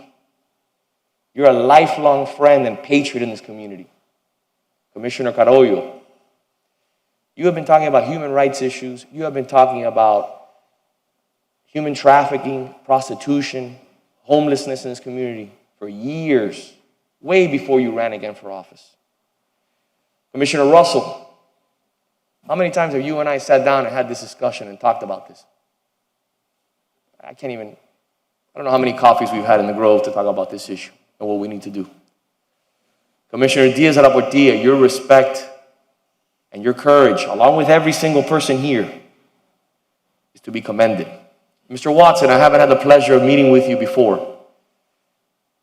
And this city is lucky to have you here. And I thank you for taking the charge and moving forward and serving this community as a commissioner because it's not easy. It's not easy to be up here and have to face the public, have to face special interests, but you do it with courage. So my ask is simple. Special interest groups will tell you that I have a bone to pick with the motels, that I want to destroy them because of annexation. They will say that I have my own interests. They will spew hate, innuendo, lies about me. That's not the case. I just want to make sure that when I go home every night and I sit down with my daughters and I pray with them every night and I tuck them into bed, I can look them in the face, and when I'm done serving this community as Coral Gables mayor, that I can be proud to say that I did everything in my power to stop things that I've seen with my own eyes that are unacceptable, that I would never hope that would happen to my daughters. So I just want to say thank you for allowing me the privilege to be here. I'm proud of all of you, and I look forward to coming back in June. God bless all of you. Thank you. Thank you, Mr. Mayor. Thank you, You'll be Mr. Mayor. welcome. Thank you. Are there any other deferrals, withdrawals, or continuances to consider for the order of the day? Hearing none, all in favor of the order of the day say, is there a motion to accept the order of the day? The motion. Moved by Commissioner Correa, seconded by Commissioner Reyes. All in favor say aye. Aye. Any opposed? Motion passes. Thank you very much. Mr. Bill Talbot, thank you for your patience, not the introductory discussion on tourism to the city of Miami that you would normally like to have, but you are very welcome here to present to this commission. Thank you very much, Mr. Chair. You know, I'm sitting here in a past life. I actually worked on this project with side by side with Roxy Bolton, so I feel your pain. Thank you very much. Thank you, Mayor Lago. The past week has been National Travel and Tourism Week, and I tell our friends in Washington, D.C., every week is Travel and Tourism Week in the city of Miami. I want to introduce part of your team from the Convention Bureau. I'm going to be very brief. Rolando, if you could stand up. Rolando Aito, our Chief Operating Officer. Susie Sponder, Media Relations.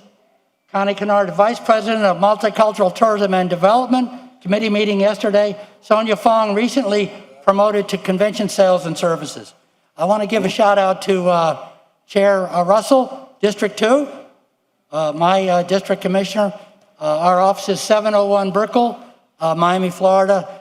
My home, 1601 Nocatee Drive in the city of Miami. I want to thank Commissioner Diaz de la Portilla for serving on your Convention Visitors Bureau board. We appreciate that. You know, a few minutes ago, we had Alberta, her 100th birthday, and Commissioner Watson gave her a certificate and a proclamation. I'm here to, she had actually worked in hospitality in the past year, so we need good people in the hospitality industry. So if she's watching, we have a job for her in hospitality starting whenever she's ready. A couple of quick things. I've been fully vaccinated, proudly fully vaccinated. Well, how are we doing? We're doing very well.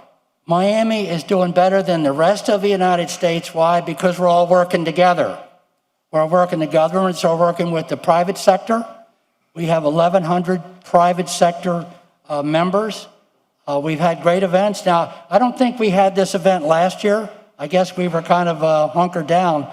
But I can tell you on October 5th, your Convention Bureau reopened his offices at 701 Brickell. On October 21st, your Convention Bureau had the first face-to-face hybrid annual meeting for a Convention Bureau in the United States of America. We are the gold standard for safely having face-to-face meetings, and we couldn't do this without your support. There's a lot of data that is gone. We had the last January 2nd, the Orange Bowl, January 11th, the College Football Championships. We've got had the first medical meeting in the United States 2 weeks ago, a meeting that had left another city. So a lot of great things. We're working with you and your team on Bitcoin, the Bitcoin conference, right, in June? June 4th, right here in the city of Miami. As you know, I could go on and on and on. And, you know, you gave a proclamation just a second ago, but we're here to give you something. We're going to give you the Greater Miami Convention Visitors, your percentage of the Mayor Commission and City Manager, City of Miami, in recognition of your leadership and support of travel and tourism successes, National Travel and Tourism Month, May 21. So we want to thank you. If we can have a group picture, a group hug and a group picture. Not a group hug. Thank you for listening. Oh, Bill, thank you very much. Thank you for coming. Thank you for your patience. Thanks for bringing us a gift. Hello. Good morning. How are you? How are you doing? Good morning. Good morning. vaccinated, so I can do this. Yes.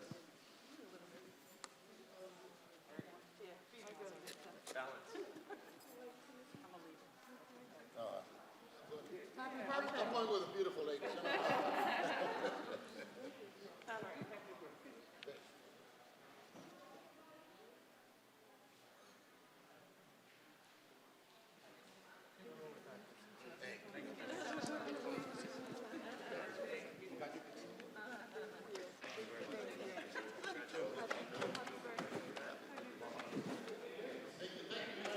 Don't forget your vaccination card, vaccinated and laminated. Thank you. Take care and thank you. Thank you.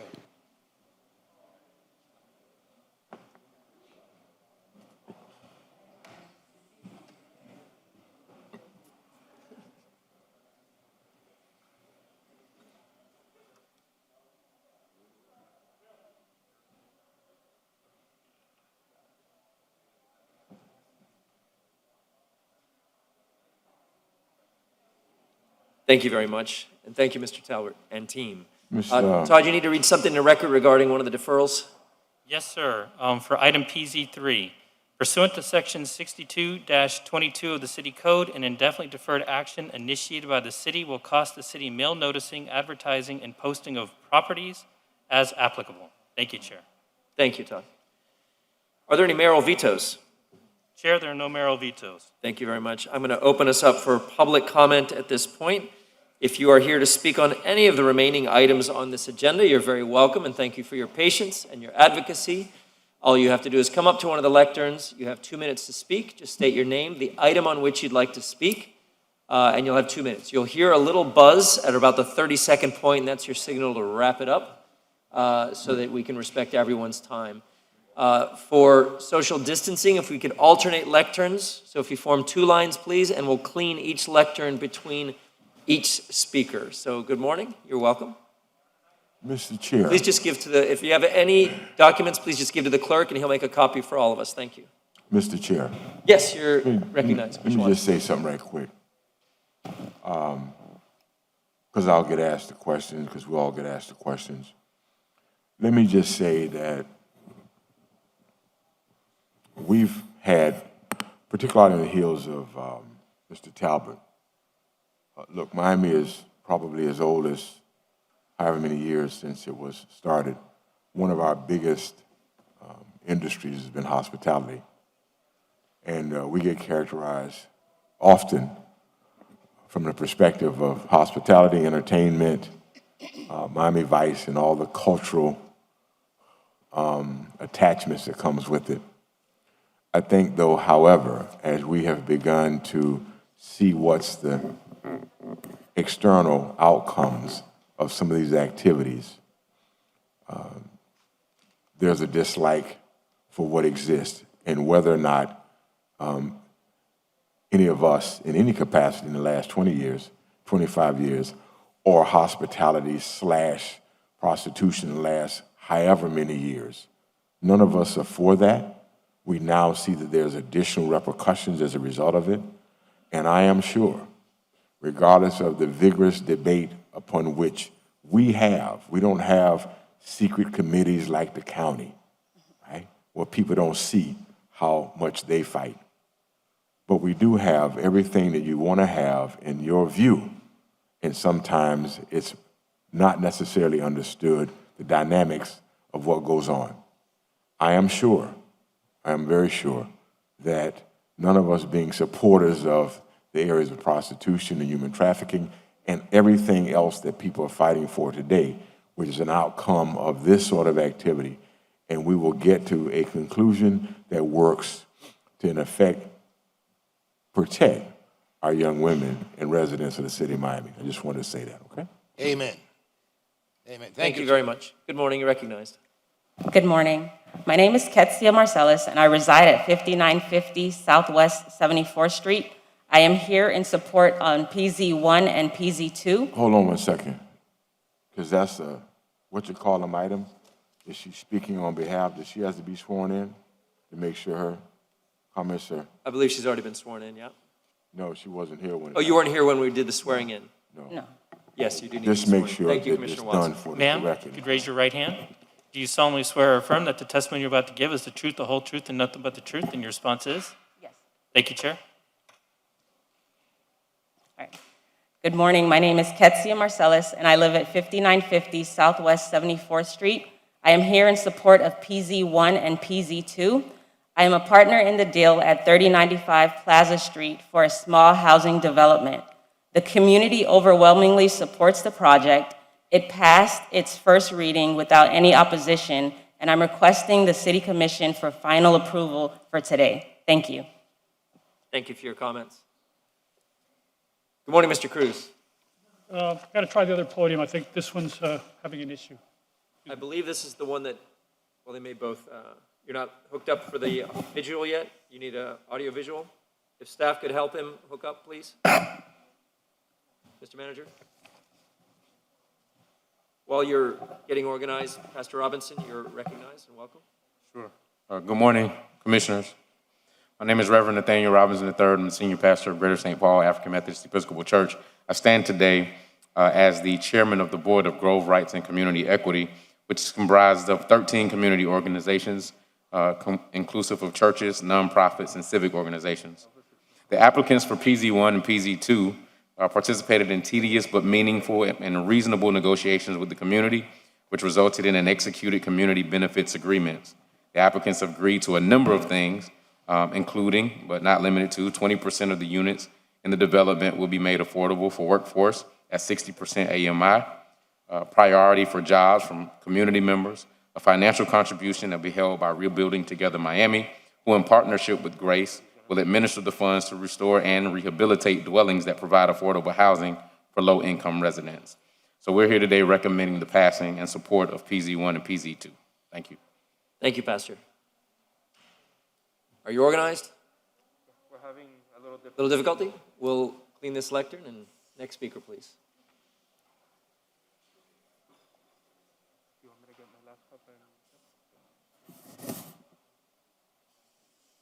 Thank you. Hello, everyone. Yoni Bornstein, President of the Wynwood Community Enhancement Association. I'm here in support of PH1 and SR3. I'd like to, first of all, say thank you for always be supportive and to finally come to hopefully a resolution on SR3, the Wynwood Norte Parking Trust Fund. It'll be another, the final step and an important step in finalizing the Wynwood Norte Community Enhancement Vision Plan. And then, very important, I want to just discuss with PH1 that the community is so excited that finally we're going to get things moving. Westdale Wynwood LP made a commitment many years ago, and the community is super excited to finally get things moving and to give back to the community through with Luis DeRosa from the Puerto Rican Chamber of Commerce supporting us. So thank you, Commissioner Watson. We look forward to working directly with your office and really making a difference in the community. Thank you very much. Thank you for your comments.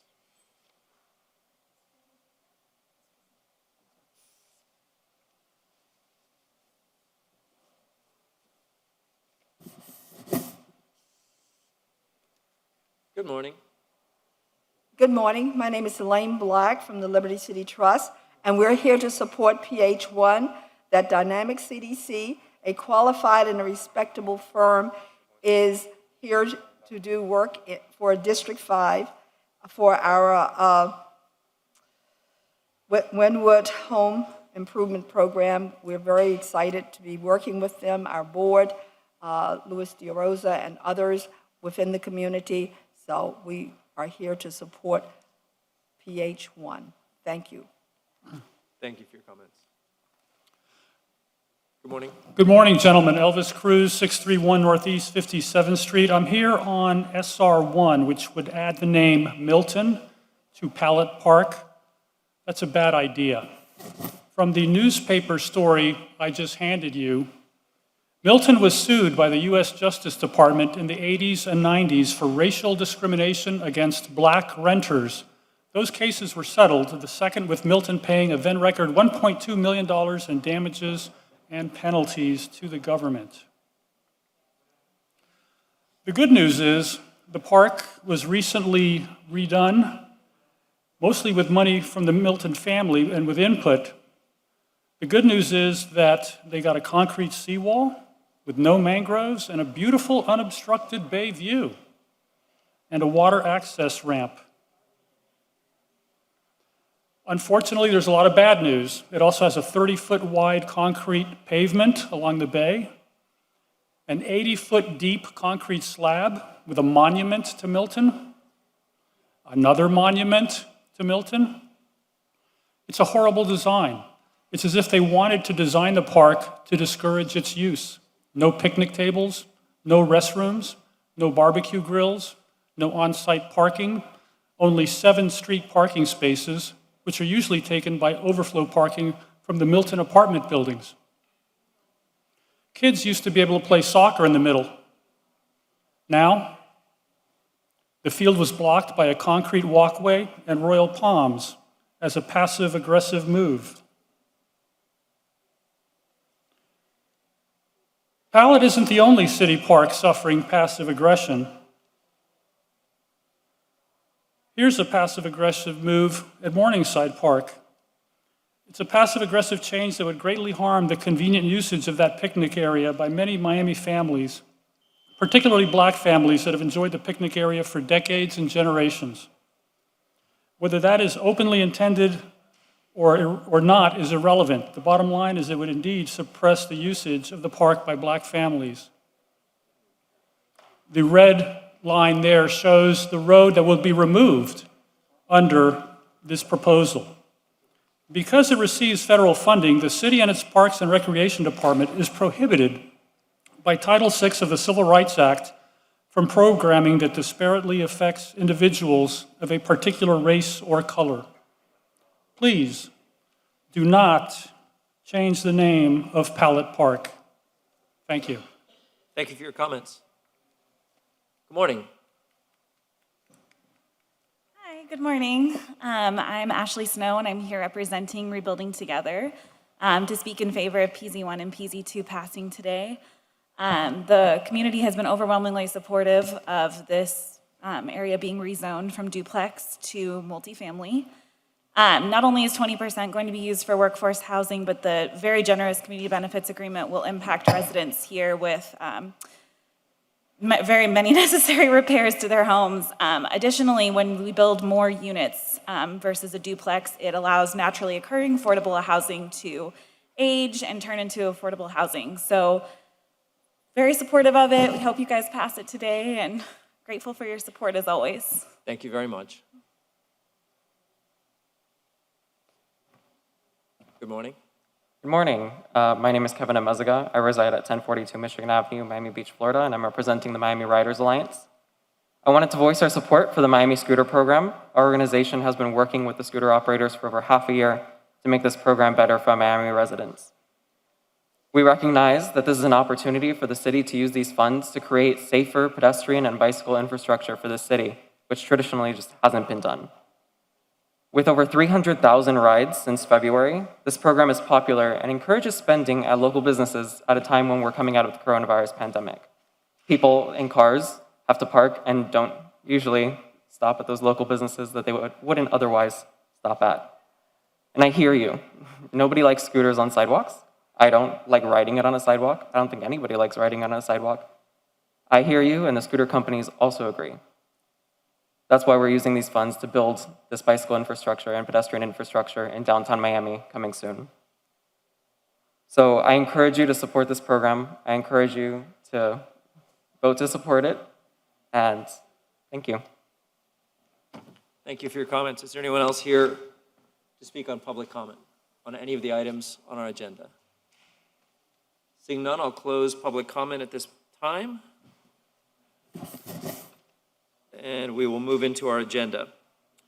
I'd like to batch several items here unless someone would like to take something specifically out of order. We have CA1, PH1, RE1, RE2, RE4, 5, 6, 7, 8, and 9. That would be the CA, PH, and RE agendas. It's been moved by Commissioner Reyes, seconded by the chair. Chair? Yes. PH1, RE1, and RE5 are 4/5. Yes, and we currently only have a quorum of 3, so we will, if you could withdraw your motion, Commissioner, Yes, we'll sir, just I will. move the 3, the standard majority items, which would be all of the PHRE and CA agendas except for PH1, RE1, and RE5. Is that correct, Commissioner Reyes? Yes, sir. So moved by Commissioner Reyes, seconded by the chair. Is there any further? We got Commissioner Watson.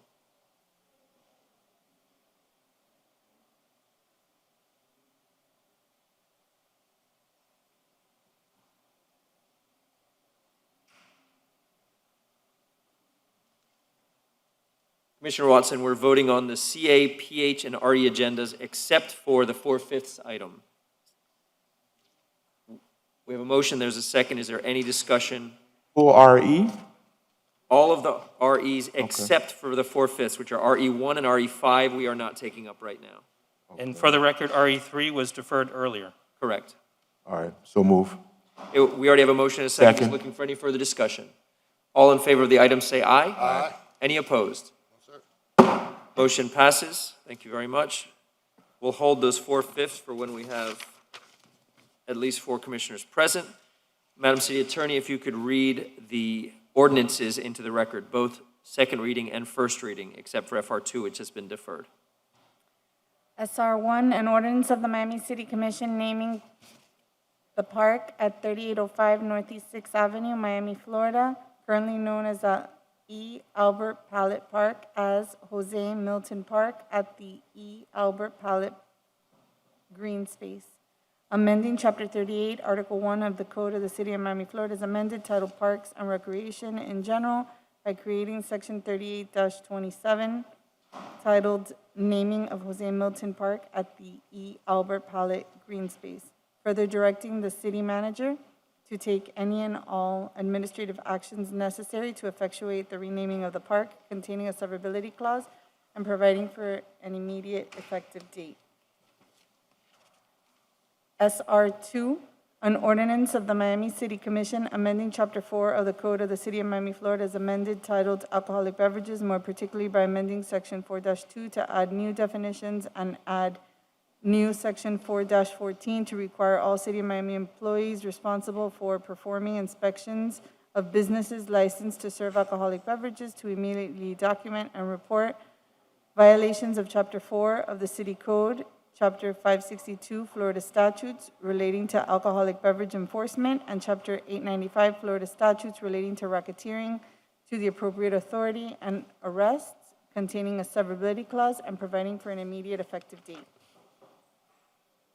SR3, an ordinance of the Miami City Commission amending Chapter 35, Article 5 of the Code of the City of Miami, Florida, as amended, titled Motor Vehicles and Traffic, Coconut Grove Business Improvement District, Design District, and Woodwood Parking Improvement Trust Funds, more particularly by amending Sections 35-220 of the City Code, titled Required Off-Street Parking and Payment in lieu of Required Off-Street Parking, and by establishing new Section 35-233, titled Wynwood Norte Parking Improvement Trust Fund, intent established, Section 35-234 of the City Code, titled Funds Made Available, Financial Report, Section 35-235 of the City Code, titled Schedule of Fees and Charges for Wynwood Norte Parking Trust Fund, and Section 35-236 of the City Code, titled Parking Waiver Certificates, Revocation, Refunds, to establish the Wynwood Norte Parking Trust Fund, containing a severability clause and providing for an effective date.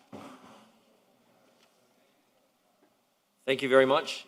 Those were the SR only? You have another one? Go ahead. Do I read the FRs as well? Yes, please. Okay. Just FR1. FR1, an ordinance of the Miami City Commission repealing in its entirety Chapter 2, Article 11, Division 9 of the City Code, of the City of Miami, Florida, as amended, titled Administration Boards, Committees, Commissions, Advisory Committee on Elevate Miami, containing a severability clause and providing for an effective date. Thank you very much. Is there a motion on SR 1, 2, 3, and FR 1? I move it. Moved by Commissioner Reyes, seconded by the I chair. have a question on SR2. Yes. SR2, Madam Alcoholic beverages, Chapter 4. Madam Attorney, is this the issue that deals with reporting? Microphone, please. Yes. I believe that you wanted a potential amendment.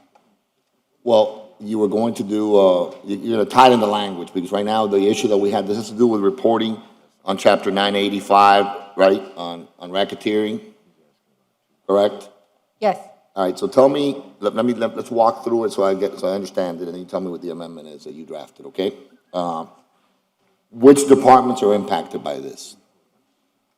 Code, building. I'm sorry, can you Code speak into the microphone? enforcement. Code? Code enforcement, building. Okay. Fire, police, Uh-huh. potentially solid waste if they go out. Solid waste? That's more or less, maybe we can ask the administration as well to advise what other people Building, go out on the building, task force. building. Yes, I'm sorry if I didn't say building. So you have code, compliance, building, fire, police, potentially solid waste, right? And it forces Maybe zoning. and zoning, wow. And I asked you yesterday in briefing, Madam Attorney, I'm sorry. okay, are you having a good time over there? No, I'm just, Okay. I'm asking anybody to jump in and Okay. there was. It's you know, simple, it's not hard. It's what we talked about yesterday in the briefing. How many employees total would now fall under this new ordinance?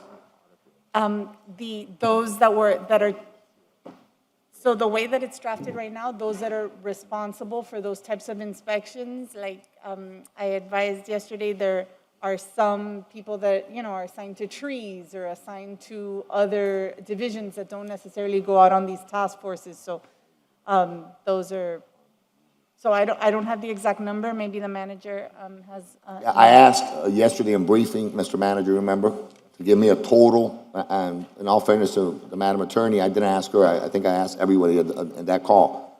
All the department directors to tell me how many employees total, these 5 departments, how many employees are impacted will fall under this new ordinance.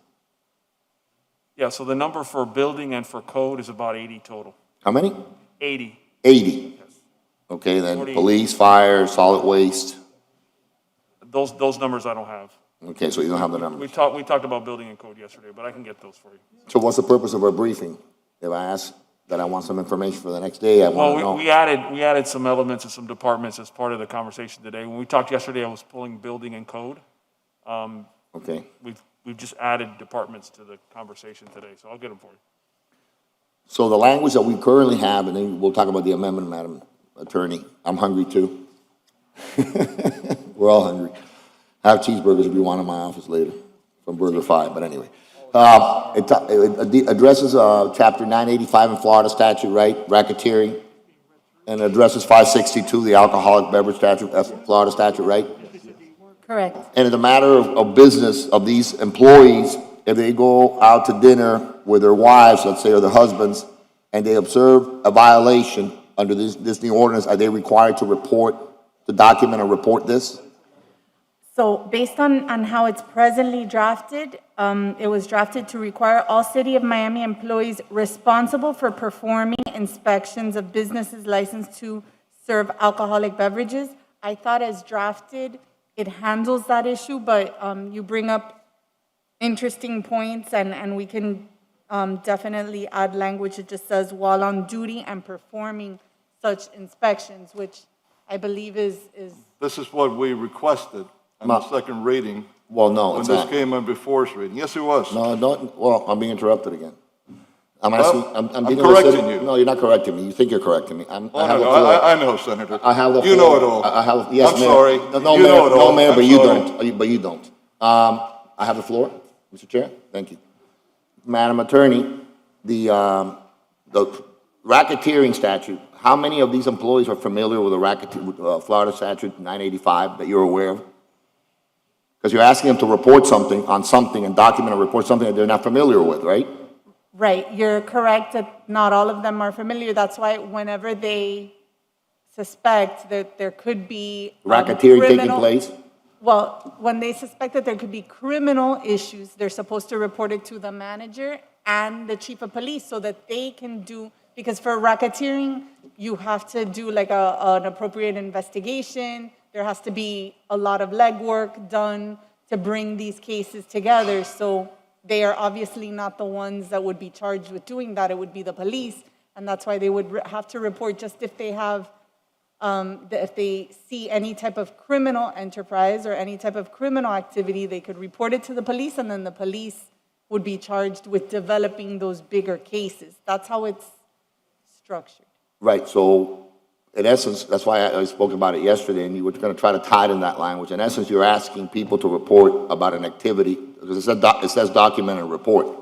So they have to document and report, even though somebody else will investigate it, or state attorney or whatever, or the police, they still have to document and report something they know nothing about, right? Because you're not expecting a building official to know about racketeering laws in Florida, right? And most of them don't, because that's not what they do. So my only concern, Commissioner, my only concern was that it was putting too much of an onus on them, that they would have to report on something they know nothing about. I just wanted her to tighten it, to say, hey, I suspect this, and then they report it, not document and report. That was my concern. That is something that, what building inspector or what, zoning inspector or code of compliance officer knows about Florida Statute 985. I don't. If someone doesn't know about a statute, they cannot necessarily report on it if they don't know it. So they cannot report on something that they did not understand. Secondly of all, the way this ordinance was made, the arrests are not going to be made in the racketeering, because you cannot make an arrest in a racketeering statute. That has to be more intense, and a case has to be built up. And that's in the ordinance. The arrest that will be made solely on the issues that we put here that are pretty cut and dry. And that anyone that we're sending out to these places should be very well versed in them. The racketeering is the part that people that are more studious of the subject in the police department will be the ones to look into it and see if there is a case for it or not. Many times, it's very difficult to prove racketeering. Other times, it might not be as hard. If they keep opening up in different places and you see other illegal type of activities connected to them, then there might be a cause for racketeering. So I'm ready to vote on this and get it done, because this is going to put a bite into the whole issue of places opening up that shouldn't be open, places making tens of thousands of dollars in a night in illegal activities that are not licensed, and it will give the police clear instructions of what has to be done, and together with the other ordinance that we passed with the fines involved, I think this is going to guarantee that real quick, the people that are doing this in our city are going to go somewhere else, and it's not going to be in the city of Miami. Thank you. Chair removes his second so that we can take this item on its own. Is there a motion on SR2, please? The motion. Second. Motion by Commissioner Croyo on SR2, seconded by Commissioner Reyes. Is there further discussion? Hearing none, all in favor say aye. Aye. Any opposed? No. Motion passes 4-1. Thank you. Now, is there a motion on SR1, SR3, and FR1? So moved. Moved by Commissioner Diaz-de-la-Portilla. Seconded by Commissioner Reyes. Is there any further discussion? Let me ask Which a- This is SR1 and SR3? yes, and Okay. FR1. FR1, Yes. okay. Commissioner Watson, you're recognized. No, I just want to ask a quick question. In reference to the pictures we saw earlier for the park, who negotiated that? Was that park staff? Was there an action? Yes. So this is 5 or 6 years ago. This was a public benefits agreement negotiated between the planning department and the developer for an investment in the park for, I believe, $2.5 million, which earned them a credit on their public benefits. And so they and the community were involved in the design of the park. Wasn't without controversy. They were looking to put in other amenities as well, such as a dog park. Community was opposed. This was the end result of what ended up there. And that's the basics that I recall. Okay, thank you. Thank you. For my part, the Milton family reached out during the pandemic. They didn't ask for credit on this. That park issue was certainly a negotiation with the city. But in March, the moment that the pandemic hit, the Milton family reached out to me and said, we have 300 apartments that we would like to offer to first responders to stay for free during the pandemic. One, if they're traveling and they're wanting to help our community, or two, if they're simply trying to stay away from their families while they're exposed in hospitals. And they offered those apartments for as long as first responders needed it. And it was a very generous act for which they did not seek attention or credit. And so I just wanted to thank them now publicly for doing that. And of course, for the investment in our parks, which is something that's very important to me, to make them very accessible to all. That park is very ADA accessible. It has a bay walk. Some feel there's more concrete than there should be on that bay walk. Some like it. And so obviously, everyone has their opinion. But it is a more accessible park now with a lot more amenities and a playground for kids. And so I am in support of how the park has turned out, and I do appreciate the investment. Is there any further discussion on SR1, SR3, and FR1? Hearing none, all in favor say aye. Aye. Any opposed? Motion passes. Thank you. I'm going to move back to the the PH and RE agenda. We had 3 items that were 4/5 items. PH1, RE1, and RE5.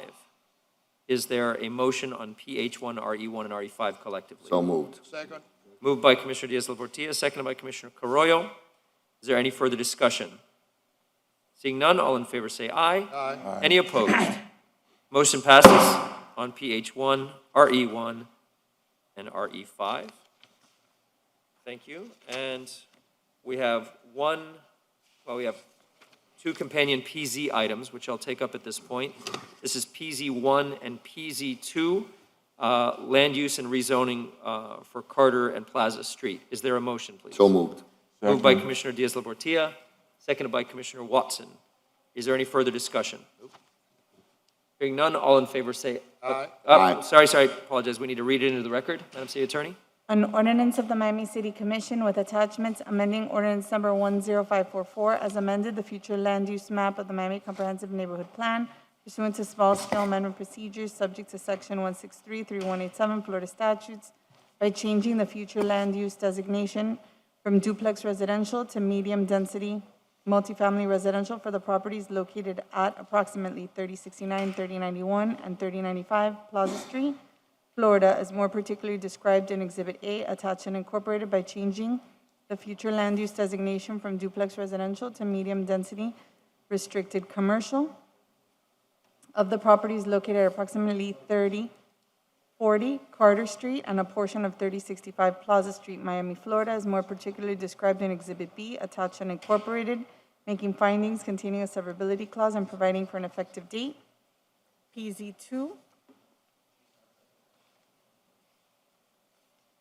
An ordinance of the Miami City Commission with attachments amending the zoning atlas of ordinance number 13114 as amended by changing the zoning classification from T30 suburban transit zone open to T4R General Urban Transit Zone restricted for properties located at approximately 3069, 3091, and 3095 Plaza Street, Miami, Florida, as more particularly described in Exhibit A attached and incorporated, and by changing the zoning classification from T30 Suburban Transit Zone Open to T40 General Urban Transit Zone Open of the properties located at approximately 3040 Carter Street and a portion of 3065 Plaza Street, Miami, Florida, is more particularly described in Exhibit B attached and incorporated, granting the waiver of limits pursuant to Section 7.1.2.8 G7 of the Miami 21 Code, making findings containing a severability clause and providing for an effective date. Thank you. Is there any further discussion on PZ 1 and 2? No, sir. Hearing none, all in favor say aye. Aye. Any opposed? Motion passes on PZ 1 and 2. Thank you. You're recognized. RE agenda, is there anything left that we did not vote on? No, sir, we have voted in all items on the RE agenda, except for RE3 was deferred. Okay. Chair? Yes. Just for the record, RE7, there is an amendment to RE7 in the title, simply where the word take needs to be added to the title. Take? Take, T-A-K-E.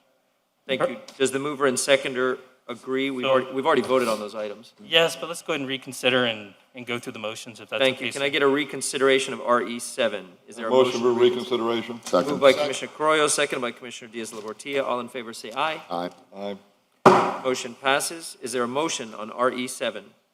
The motion? Moved by Moved. Commissioner Carrillo, seconded Second. by Commissioner Diaz-Labortia. Does the mover and seconder accept the amendment to add the Yes. word take Yep. to the title? Yes. Thank you very much. Any further discussion? All in favor say aye. Aye. Any opposed? Motion passes on And Chair, if I may, RE7 my as apologies. RE2, just for the record, RE2, Commissioner Reyes wanted to be a co-sponsor, be recognized as a co-sponsor, and Commissioner Russell wanted to be recognized as a co-sponsor for RE9. That is correct on the interim parking program. Thank you. And We are was I, done with the action items. Commissioner Watson, you're recognized. Mr. Chair, I wanted to make sure that on, oh boy, on SR3, Mr. Clerk, I was supposed to. I'm sorry, sir. SR3 is supposed to be listed as a co-sponsor? You would like to be recognized as a co-sponsor for SR3? Yes. Yes, sir. And Mr. Chair, and me for SR1, please. SR1, co-sponsorship by Commissioner Diaz-Labortia. Thank you. Yep. All right, we are going to move to the discussion item regarding status of the legislative session. Mr. Manager. There isn't anything new to report. We're sort of in a holding pattern now as we wait for the governor to sign the budget. At that point, we'll give a full brief. You could also include me, Mr. Clerk, as a co-sponsor in SR1, please. Yes, sir. Thank you. Mr. Manager, what is the timing for the procurement of a federal lobbyist for us to help get our projects prioritized at the federal level with all of the Let me get Annie out here because we had a meeting on it the day before yesterday. Just get an updated timeline. Give me a minute. Give me a minute because I'm going to have Annie come out because we had a meeting a couple of days ago on it. Got it. Chair, I have a pocket item. I don't know how you want to proceed with that. You recognize what is the item? The item deals with scooters. Okay. Has it been distributed, Madam Attorney? I do not have a copy. Email. It's been emailed to you? And this is a concern that I have. Well, let's wait for everybody to get a copy, I guess. We have a hard copy of it?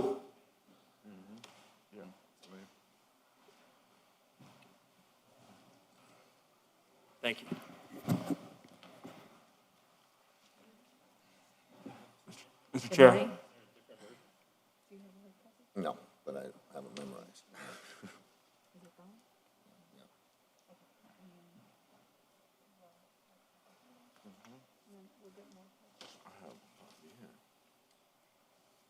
Hi, Annie. Hi, good morning, Commissioners. Good morning. Annie Perez, Director of Procurement. I want to sort of introduce it. And then So, Annie, we're going to hold on that item. Sure. Commissioner Okay. Diaz-Labortia would like to introduce a pocket. Yeah, this pocket item, as you know, Mr. Chair, from the beginning, since I was elected, I've had concerns over the scooter program, and I've been supportive. I know it's important to you and to your district in particular. And I've been supportive of it because it was important to you and to your district. As time has passed and we're waiting for an RFP to come out, the safety concerns that I've always had about the scooter program that we have, about the scooter program that we have here in the city of Miami, and scooters across the board, continues to concern me. And as time passes and we patiently wait for the city of Miami to issue an RFP, every day we run a risk of something bad happening without the safety measures that we need to have in place. Like anything else, like the motels and hotels that we discussed earlier and other issues, we have bad actors and we have good actors. The RFP will sort of wean out those bad actors and will allow the safety measures that we have spoken about, and you have spoken about too, Mr. Chairman, along the way, because I know safety is a major concern to you, have not been implemented because we're still on the pilot program. So this pocket item will eliminate that program until we have an RFP. But before we do that and before we move to do that, we need to hear what the progress has been on the RFP, where we are, and when you're expected, Mr. Manager, or procurement's expected to come out and with that RFP.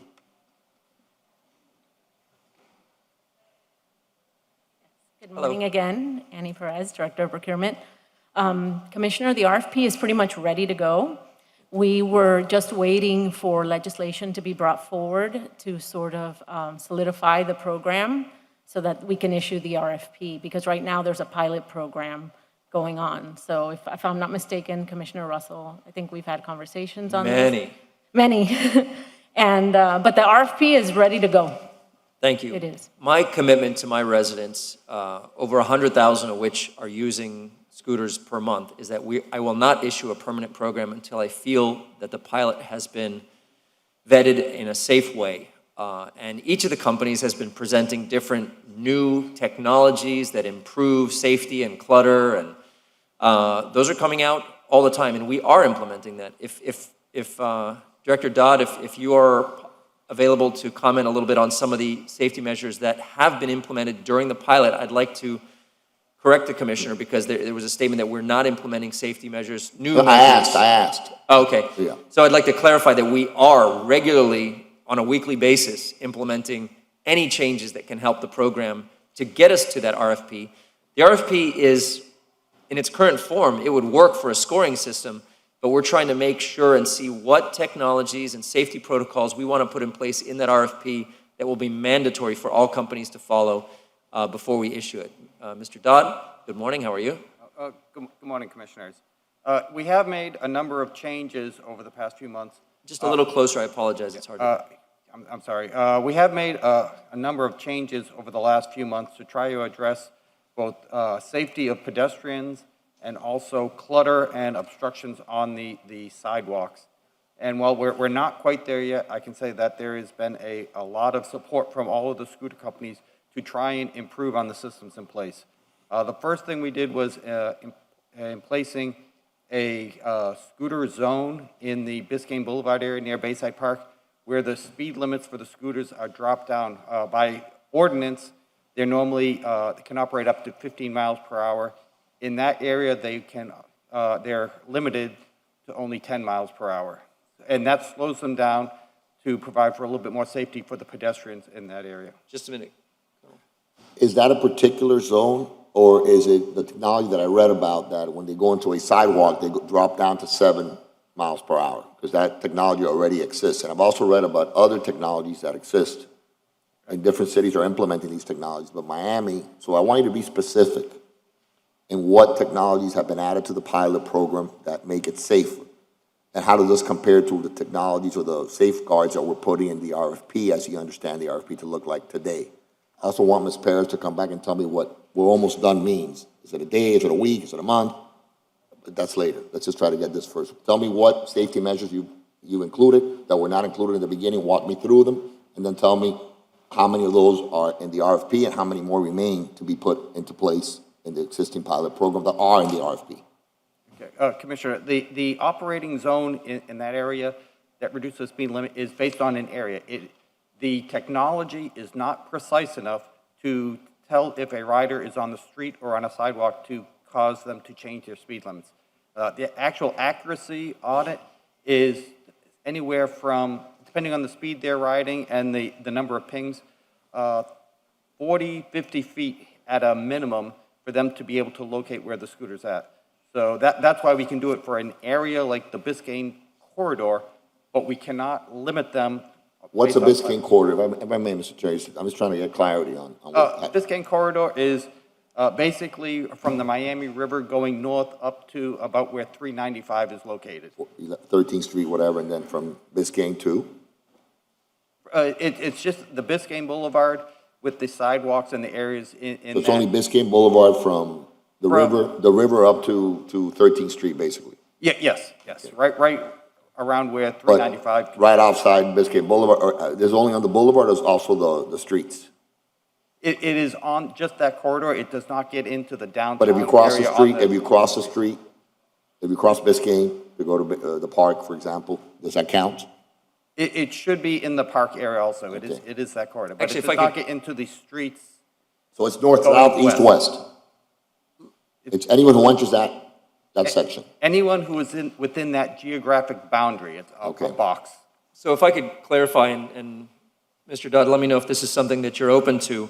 I've spoken with each of the companies because the speed issue, especially on sidewalks, has been concerning. We want them to be able to go fast enough that they balance well and that they can flow with traffic in the street, but not so fast on the sidewalks. And since we can't distinguish sidewalk to street at this moment, and one of them is working on a technology, which I tested, that actually does, it lets the rider know, as if they don't already, whether they're on a sidewalk or the street, but it doesn't yet throttle the scooter down. And it's using a special visual technology versus GPS, which is off by 15, 20 feet.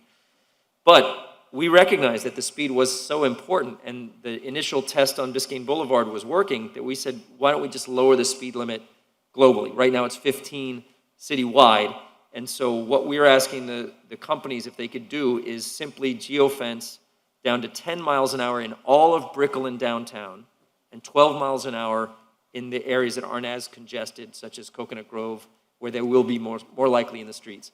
And they've all agreed that they can do that. Is that something that you've already heard from them in terms of a potential change in the pilot? Yes, Commissioner. As we saw what was happening on Biscayne, there was been conversations with the companies to change that to the Brickell downtown area.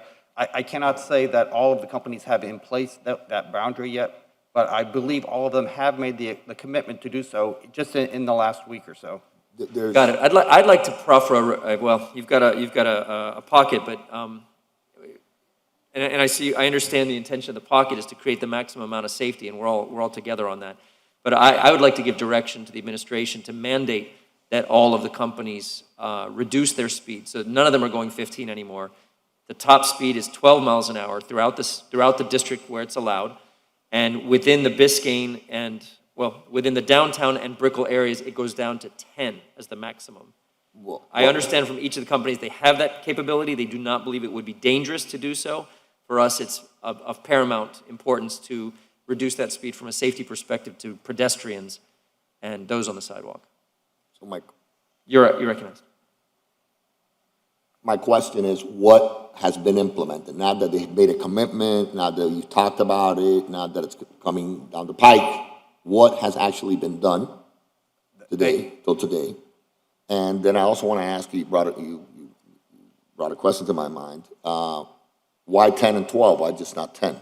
I mean, what's the rush to get to wherever they're going? You can leave a little bit earlier and not run anybody over. So to me, what's the difference between 10 and 12 minutes? I mean, 10 and 12 miles per hour, just do 10 miles per hour across the board. But anyway, that's a different question. We'll get to it in a minute. I really want him to try to answer specifically, what have you done since the pilot program started till yesterday to increase the safety of the pilot, of those riders and the pedestrians? Commissioner, the safety operating zone that we created is one measure. All of the companies did sign a document committing to that. And that was when we resumed the program about 2.5 months ago. We've had verbal commitment, I haven't got in writing, to extend that into the Brickell area.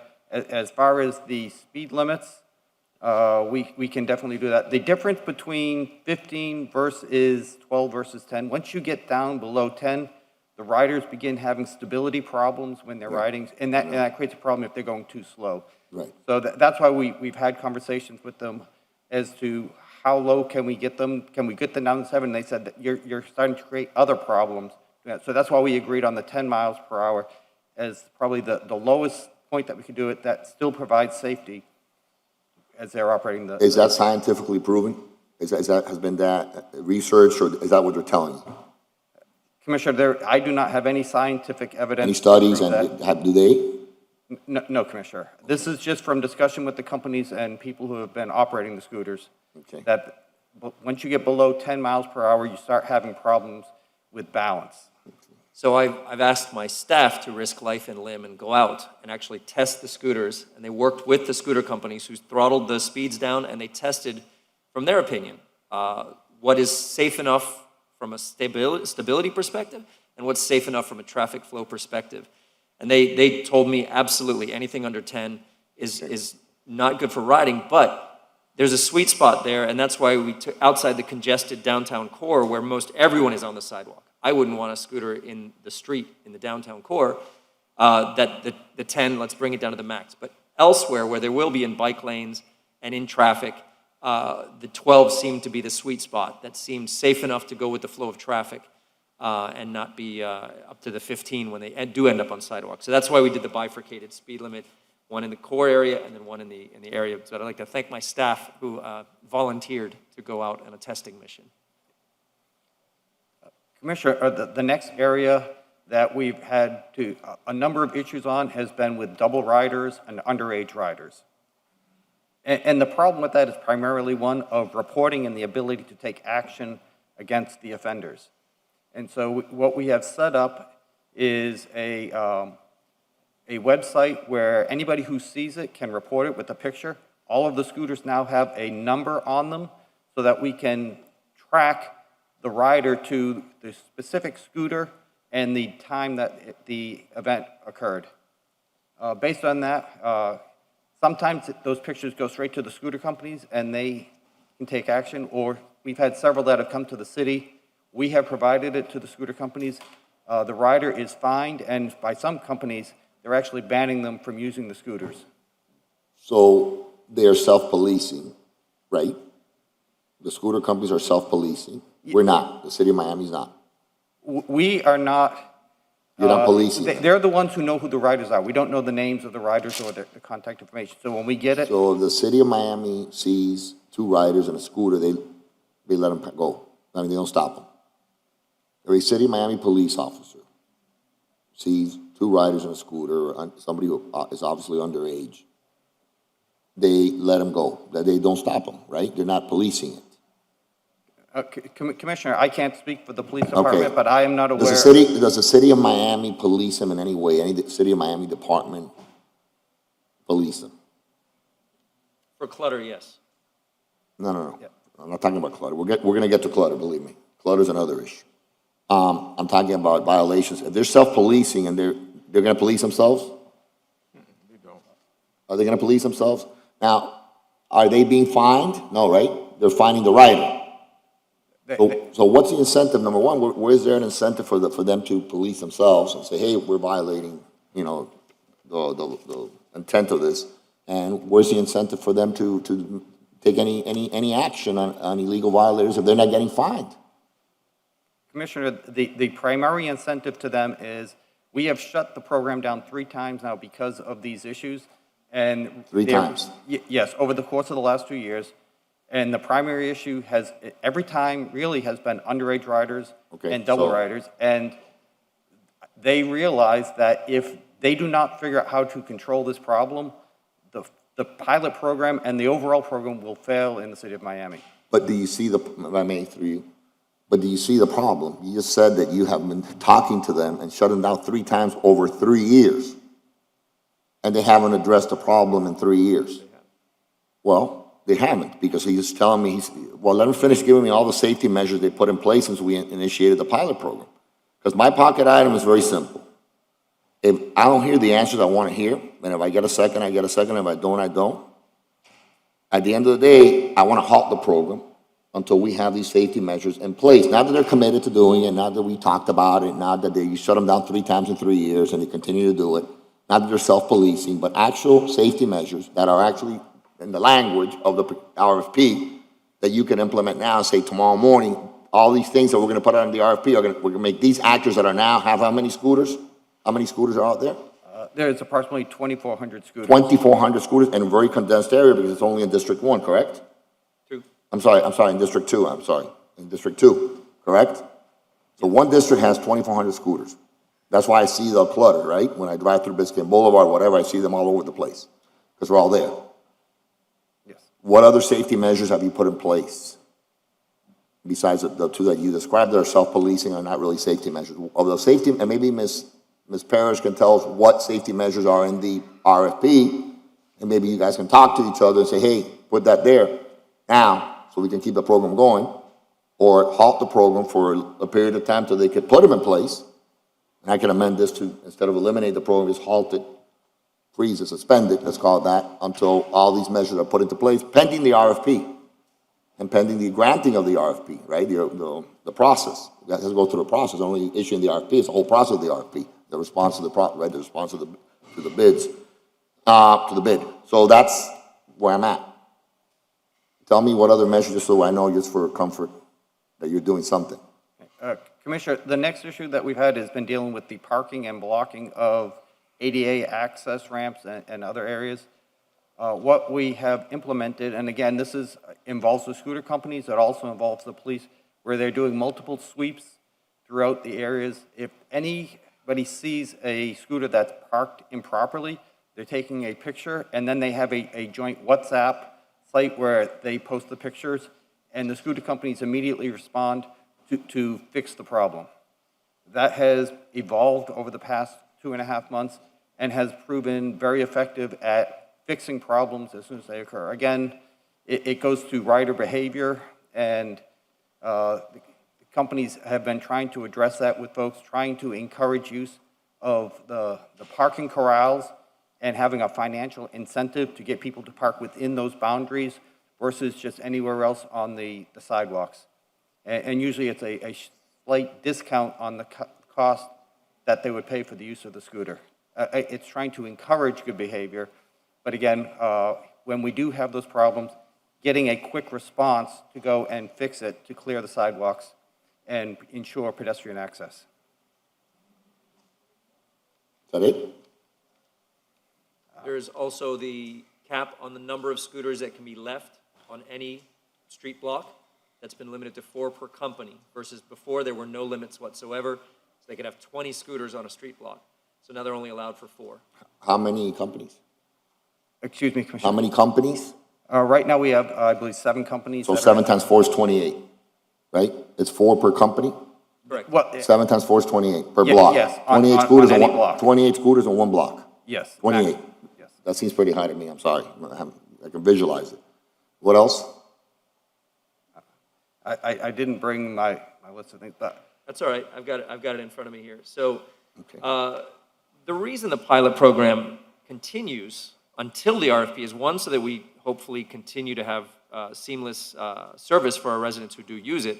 But 2, we are learning more about tweaking these different changes to see what works and doesn't work. Maybe 28, you're absolutely right. We thought 4 sounds great, 4 per company. Let's see how they comply and how that works. And if it's too much, we can adjust that so that once we issue the final RFP, we know it's the right thing. My worry is that if we stop the pilot, we're not going to learn more before issuing the RFP on how to get it right. From a safety perspective, I'm absolutely with you, and I'd love to get an audit of the companies to see who has issued the $250 fine for underage riding or dual riding or misuse of an account. One of the things that was a big change, that was a learning that was tweaked, was that before, one person with one app could unlock 10 scooters and let's go ride like a gang, and you had no control over who was riding it. So we changed that. So it's one app, one scooter at one time. The other thing was we started doing random scans of driver's licenses. So when we restarted the program, everyone had to wipe their records clean and scan every account fresh so that we had a record of whether or not their driver's license. They're all using a third-party company to verify those driver's licenses, so it's not simply just a trust issue or a false pretense. They're actually checking driver's licenses, and now it's every 6th ride randomly gets a driver's license check before you can unlock the scooter. So there are a lot of things. I would argue that we have one of the most regulated and hopefully safe scooter programs in the country that is serving us And so I'm not ready to issue the RFP yet. I want to get it right, and I think we're very, very close. One of the latest evolutions is the idea of a permanent hub, semi-permanent, that would either work in unused spots of the right-of-way or parks or parking spots rented through the MPA, where there will actually be a docking ability. And we're still measuring whether or not we want to make them mandatory or just heavily incentivized. And so that's something we're testing. So the first ones are just coming out and coming online from a company called SwiftMile, which has stations that can, dock and charge and educate people right on the site. So we're hoping to see those roll out to see how much we want to implement those into the RFP, which may, in my mind, be the real final solution that gets rid of the clutter issue. And so we try to keep it somewhat flexible so that people have that flexibility of finding a scooter where they might need it and leaving it where they're trying to go. But we're not trying to make it so rigid that they don't use it at all. So it's that balance, and that's why the pilot program is evolving. Commissioner, with all due respect, I don't want Miami to be the guinea pig, and I don't want our citizens to be risking their life or safety on an experiment. I have seen too many cases, and I have read about too many cases in other parts of the country and the world where there have been a lot of accidents. I don't want that on my conscience. What I want to do is amend my pocket item to suspend instead of rescind until this commission acts differently moving forward, instead of waiting for the RFP to come out, because there could be. I have a feeling that if we do this, that we take this up and we vote it out, that these companies are going to move very quickly to find solutions to all these technological problems they seem to be having now. My gut tells me that they want this market open and that they're going to do what they need to do to make sure that we, or at least try to get us to open it again. I'm going to amend my motion to suspend the program until further action from this commission. It could be that we say we wait till the RFP, the further action could be that, or it could simply be that we suspend it until the RFP actually comes out, or it could be we suspend it until they incorporate certain safety measures that we feel comfortable with and the majority of the commission feels comfortable with. So that's what I move. There's a motion. Is there a second? Hearing none, motion dies for lack of second. I do appreciate the support on this. I think we're going to get it right. I would like to work with the police because presently the police is standing down with regard to scooters. I know we don't chase scooters. We're not trying to cause danger in the streets by chasing someone, and we don't want to presume what someone's age is when they're riding a scooter. But reckless riding is reckless riding, and I want to see that we're able to enforce where necessary on that as that comes forward. But Mr. Dodd, Director, I think you've spent an inordinate amount of your time as the Public Works Director and the Chief Resilience Officer on this issue. So I really thank you for trying to keep us safe and as organized as possible in the streets.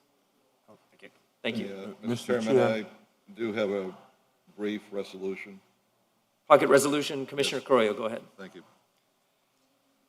This is a resolution supporting the State of Israel, our primary allied and only democracy in the Middle East, in supporting Israel's right to protect and defend its residents from the barrage of thousands of missiles and suicide drones that have been targeting its civilian population since Monday by terrorist organizations such as Hamas, along with other Iranian-financed terrorist groups.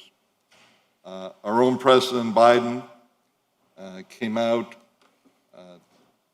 yesterday, I believe, in support of Israel's right to defend itself from the barrage of missiles being launched against its civilian population by Hamas, Islamic Jihad, and other terrorist groups financed by Iran.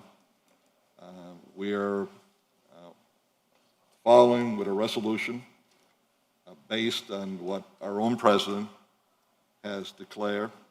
And if this passes, I would like, Mr. Clerk, for it to be sent to the Executive Director of the U.S. Conference of Mayors so that he could send a copy to all our members in the U.S. Conference of Mayors.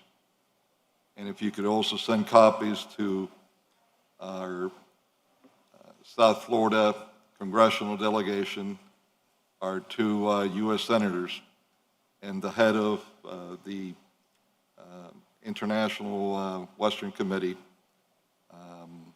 Senator Menendez in New Jersey. Thank you. PI1 is a resolution in support of Israel, moved by Commissioner Carollo. Second. And I would like to co-sponsor it. Thank you. Me Seconded too. by Commissioner Diaz-Portilla. I'd like to Co-sponsored. co-sponsor also, please. Thank you. So would I. Unanimous sponsorship of the item PI1. Is there anyone here from this public who would like to speak on this item? Seeing none, I'll close public comment. Any further discussion from the dais? Just a statement. Imagine if, since Monday, we would be living in a city, Miami, where we would have seen some 2,000 or more missiles launched at our city, including, as yesterday, about half a dozen suicide drones. Imagine the terror that we would have in Miami, how our population would be living. And this is what Israel is facing today. This is why our president, our State Department have come out strongly supporting their right to defend itself, and Israel being our strongest ally in the Middle East and the only democracy in the Middle East, we need to express support from all corners of America to the State of Israel. Thank you. Any further discussion? All in favor say aye. Aye. Any opposed? Motion passes. Boards and committees, please, and then we'll be done for the day. Mr. Chair, let me. Yes, let me you're just- recognized, Commissioner Watson. There was and I'm not so sure how it's dealt with, but I want to ask a question to the clerk. This scooter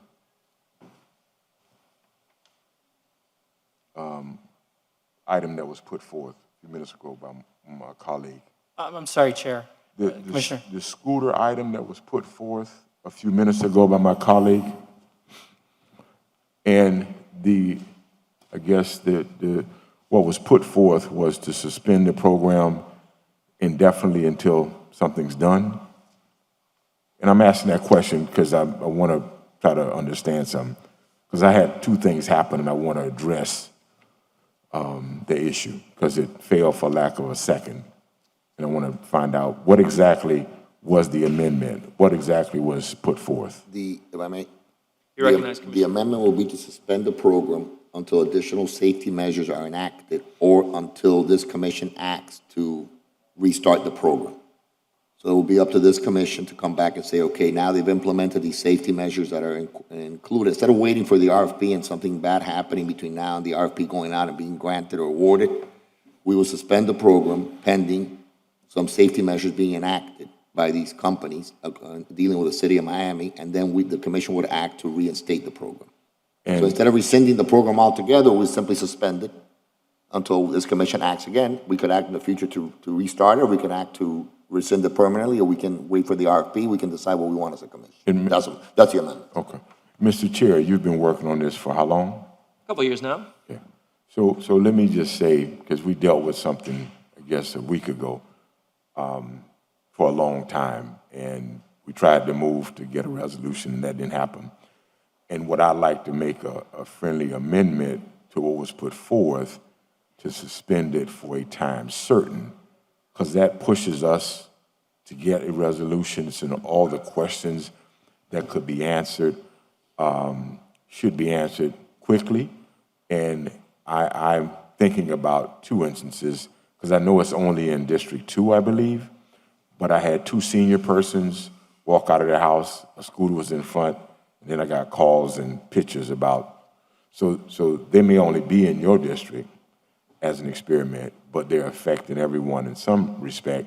And I think what happens is sometimes, not us, but there's so many things going on with staff that it lingers, and to the extent that I also believe in the micro mobility believe that people are using them in a useful way, they're also being used in a way that's probably not accurate.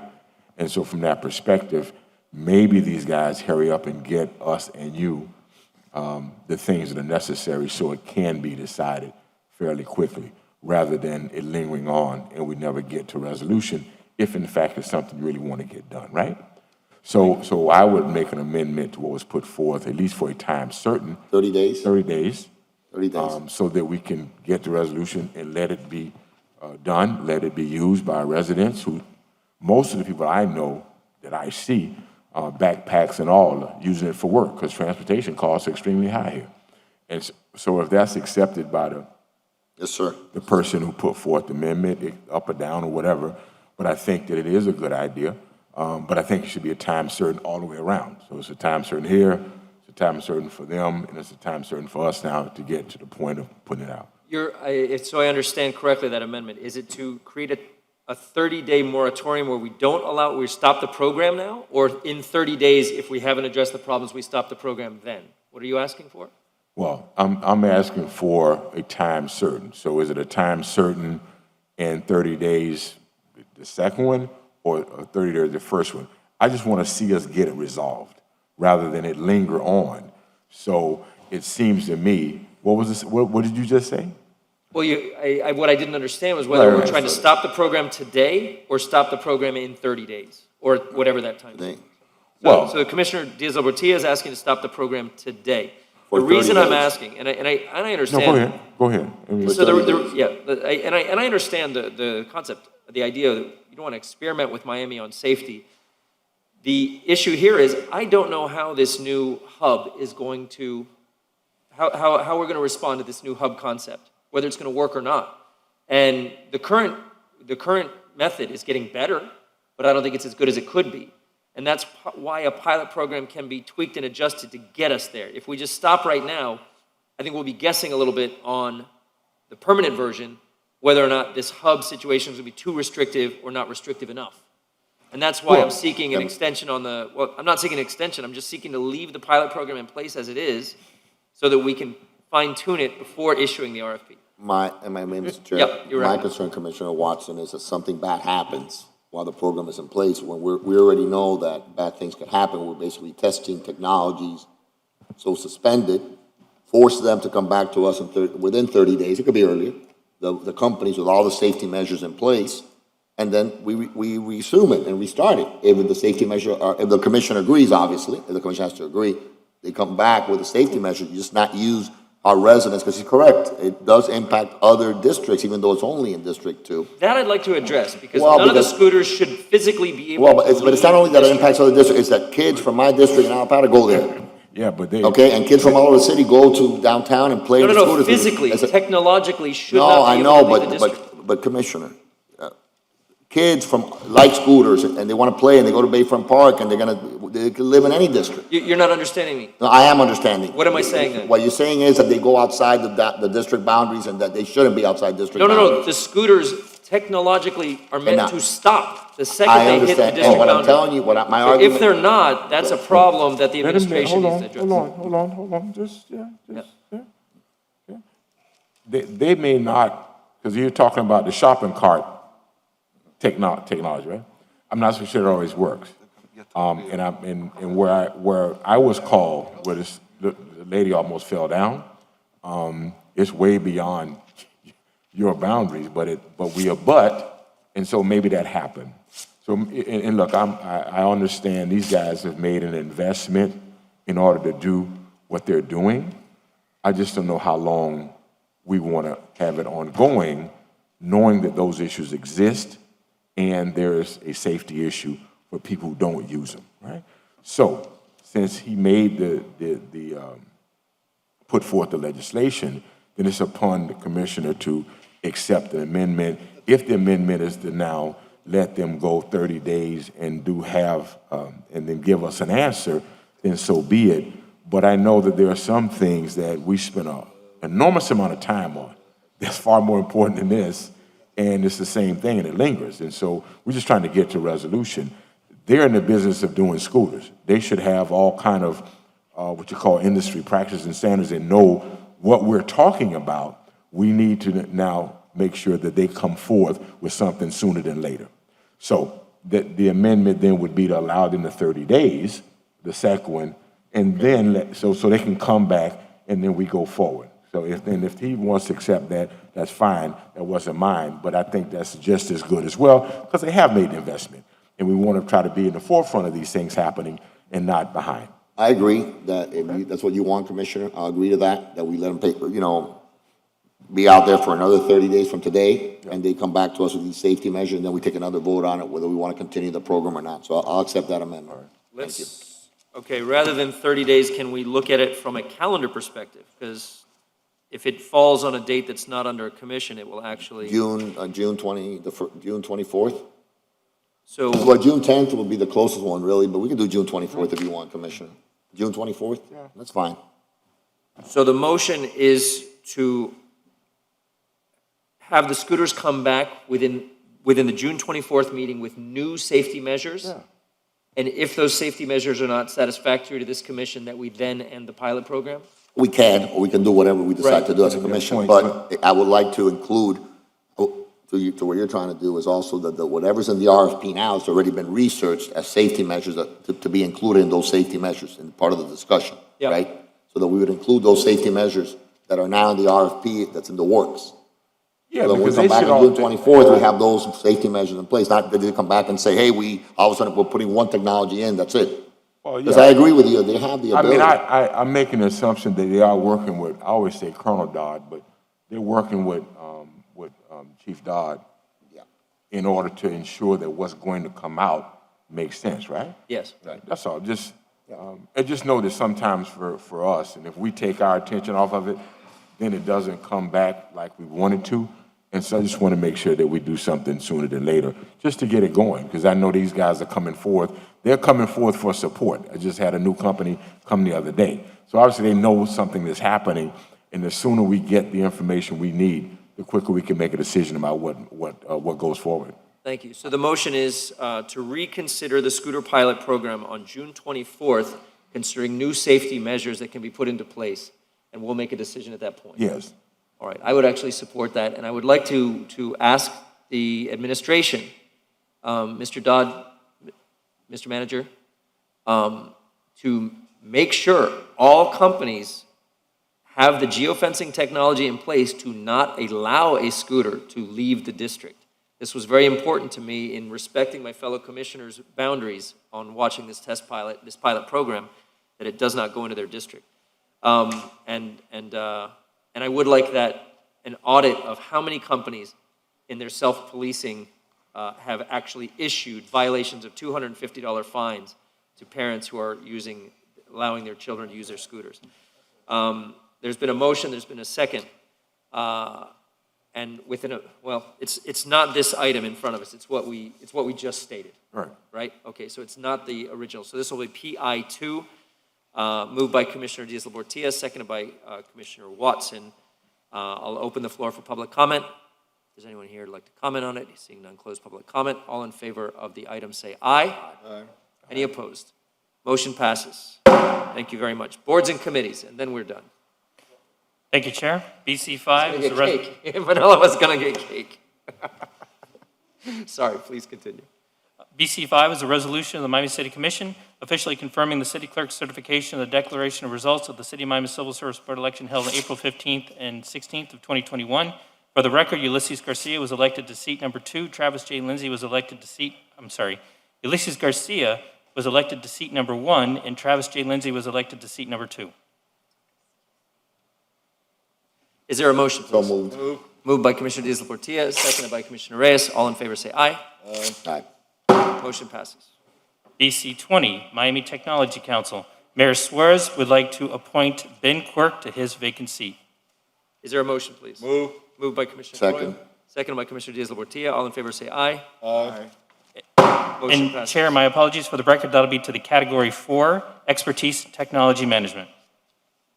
Yes, thank you. Do you need an action on that? No, sir. Okay, great. Are there any others? All right. Is any other business to be conducted today? Madam City Attorney, you have something for us? I I would like to read a potential shade meeting request. Not that we'll have it, but I just need to have the option on an item. Mr. Chairman and members of the commission, pursuant to provisions of Section 286.0118 Florida statutes, I'm requesting that at the City Commission meeting of May 27, 2021, an attorney-client session closed to the public be held for purposes of discussing the pending litigation and the matters of Chalks Airline, Inc. versus City of Miami, case number 17-023207CA01, and Chalks Airline, Inc. and Nautilus Enterprises, LLC versus Miami Sports and Exhibition Authority and City of Miami, case number 18-030887CA01, both pending Miami-Dade Circuit Court, to which the city is presently a party. The subject of the meeting will be confined to settlement negotiations or strategy discussions related to litigation expenditures. This private meeting will begin at approximately 10 a.m. or soon thereafter as the commissioner's schedules permit and conclude approximately 1 hour later. The session will be attended by members of the City Commission, which includes Vice Chairman Ken Russell and Commissioners Alex Diaz de la Portilla, Joe Carollo, Manolo Reyes, and Jeffrey Watson, City Manager Art Noriega, City Attorney Victoria Mendez, Deputy City Attorneys John Guarco and Barnaby Min, Senior Assistant City Attorneys Christopher Green, George Wysong, and Carrie McNulty. A certified court reporter will be present to ensure the session is fully transcribed, and the transcript will be made public at the conclusion of the litigation. At the conclusion of the attorney-client session, the regular commission meeting will be reopened, and the person chairing the commission meeting will announce the termination of the attorney-client session. Thank you. All right, thank you all. If there's nothing else, we are adjourned. Everyone have a great weekend.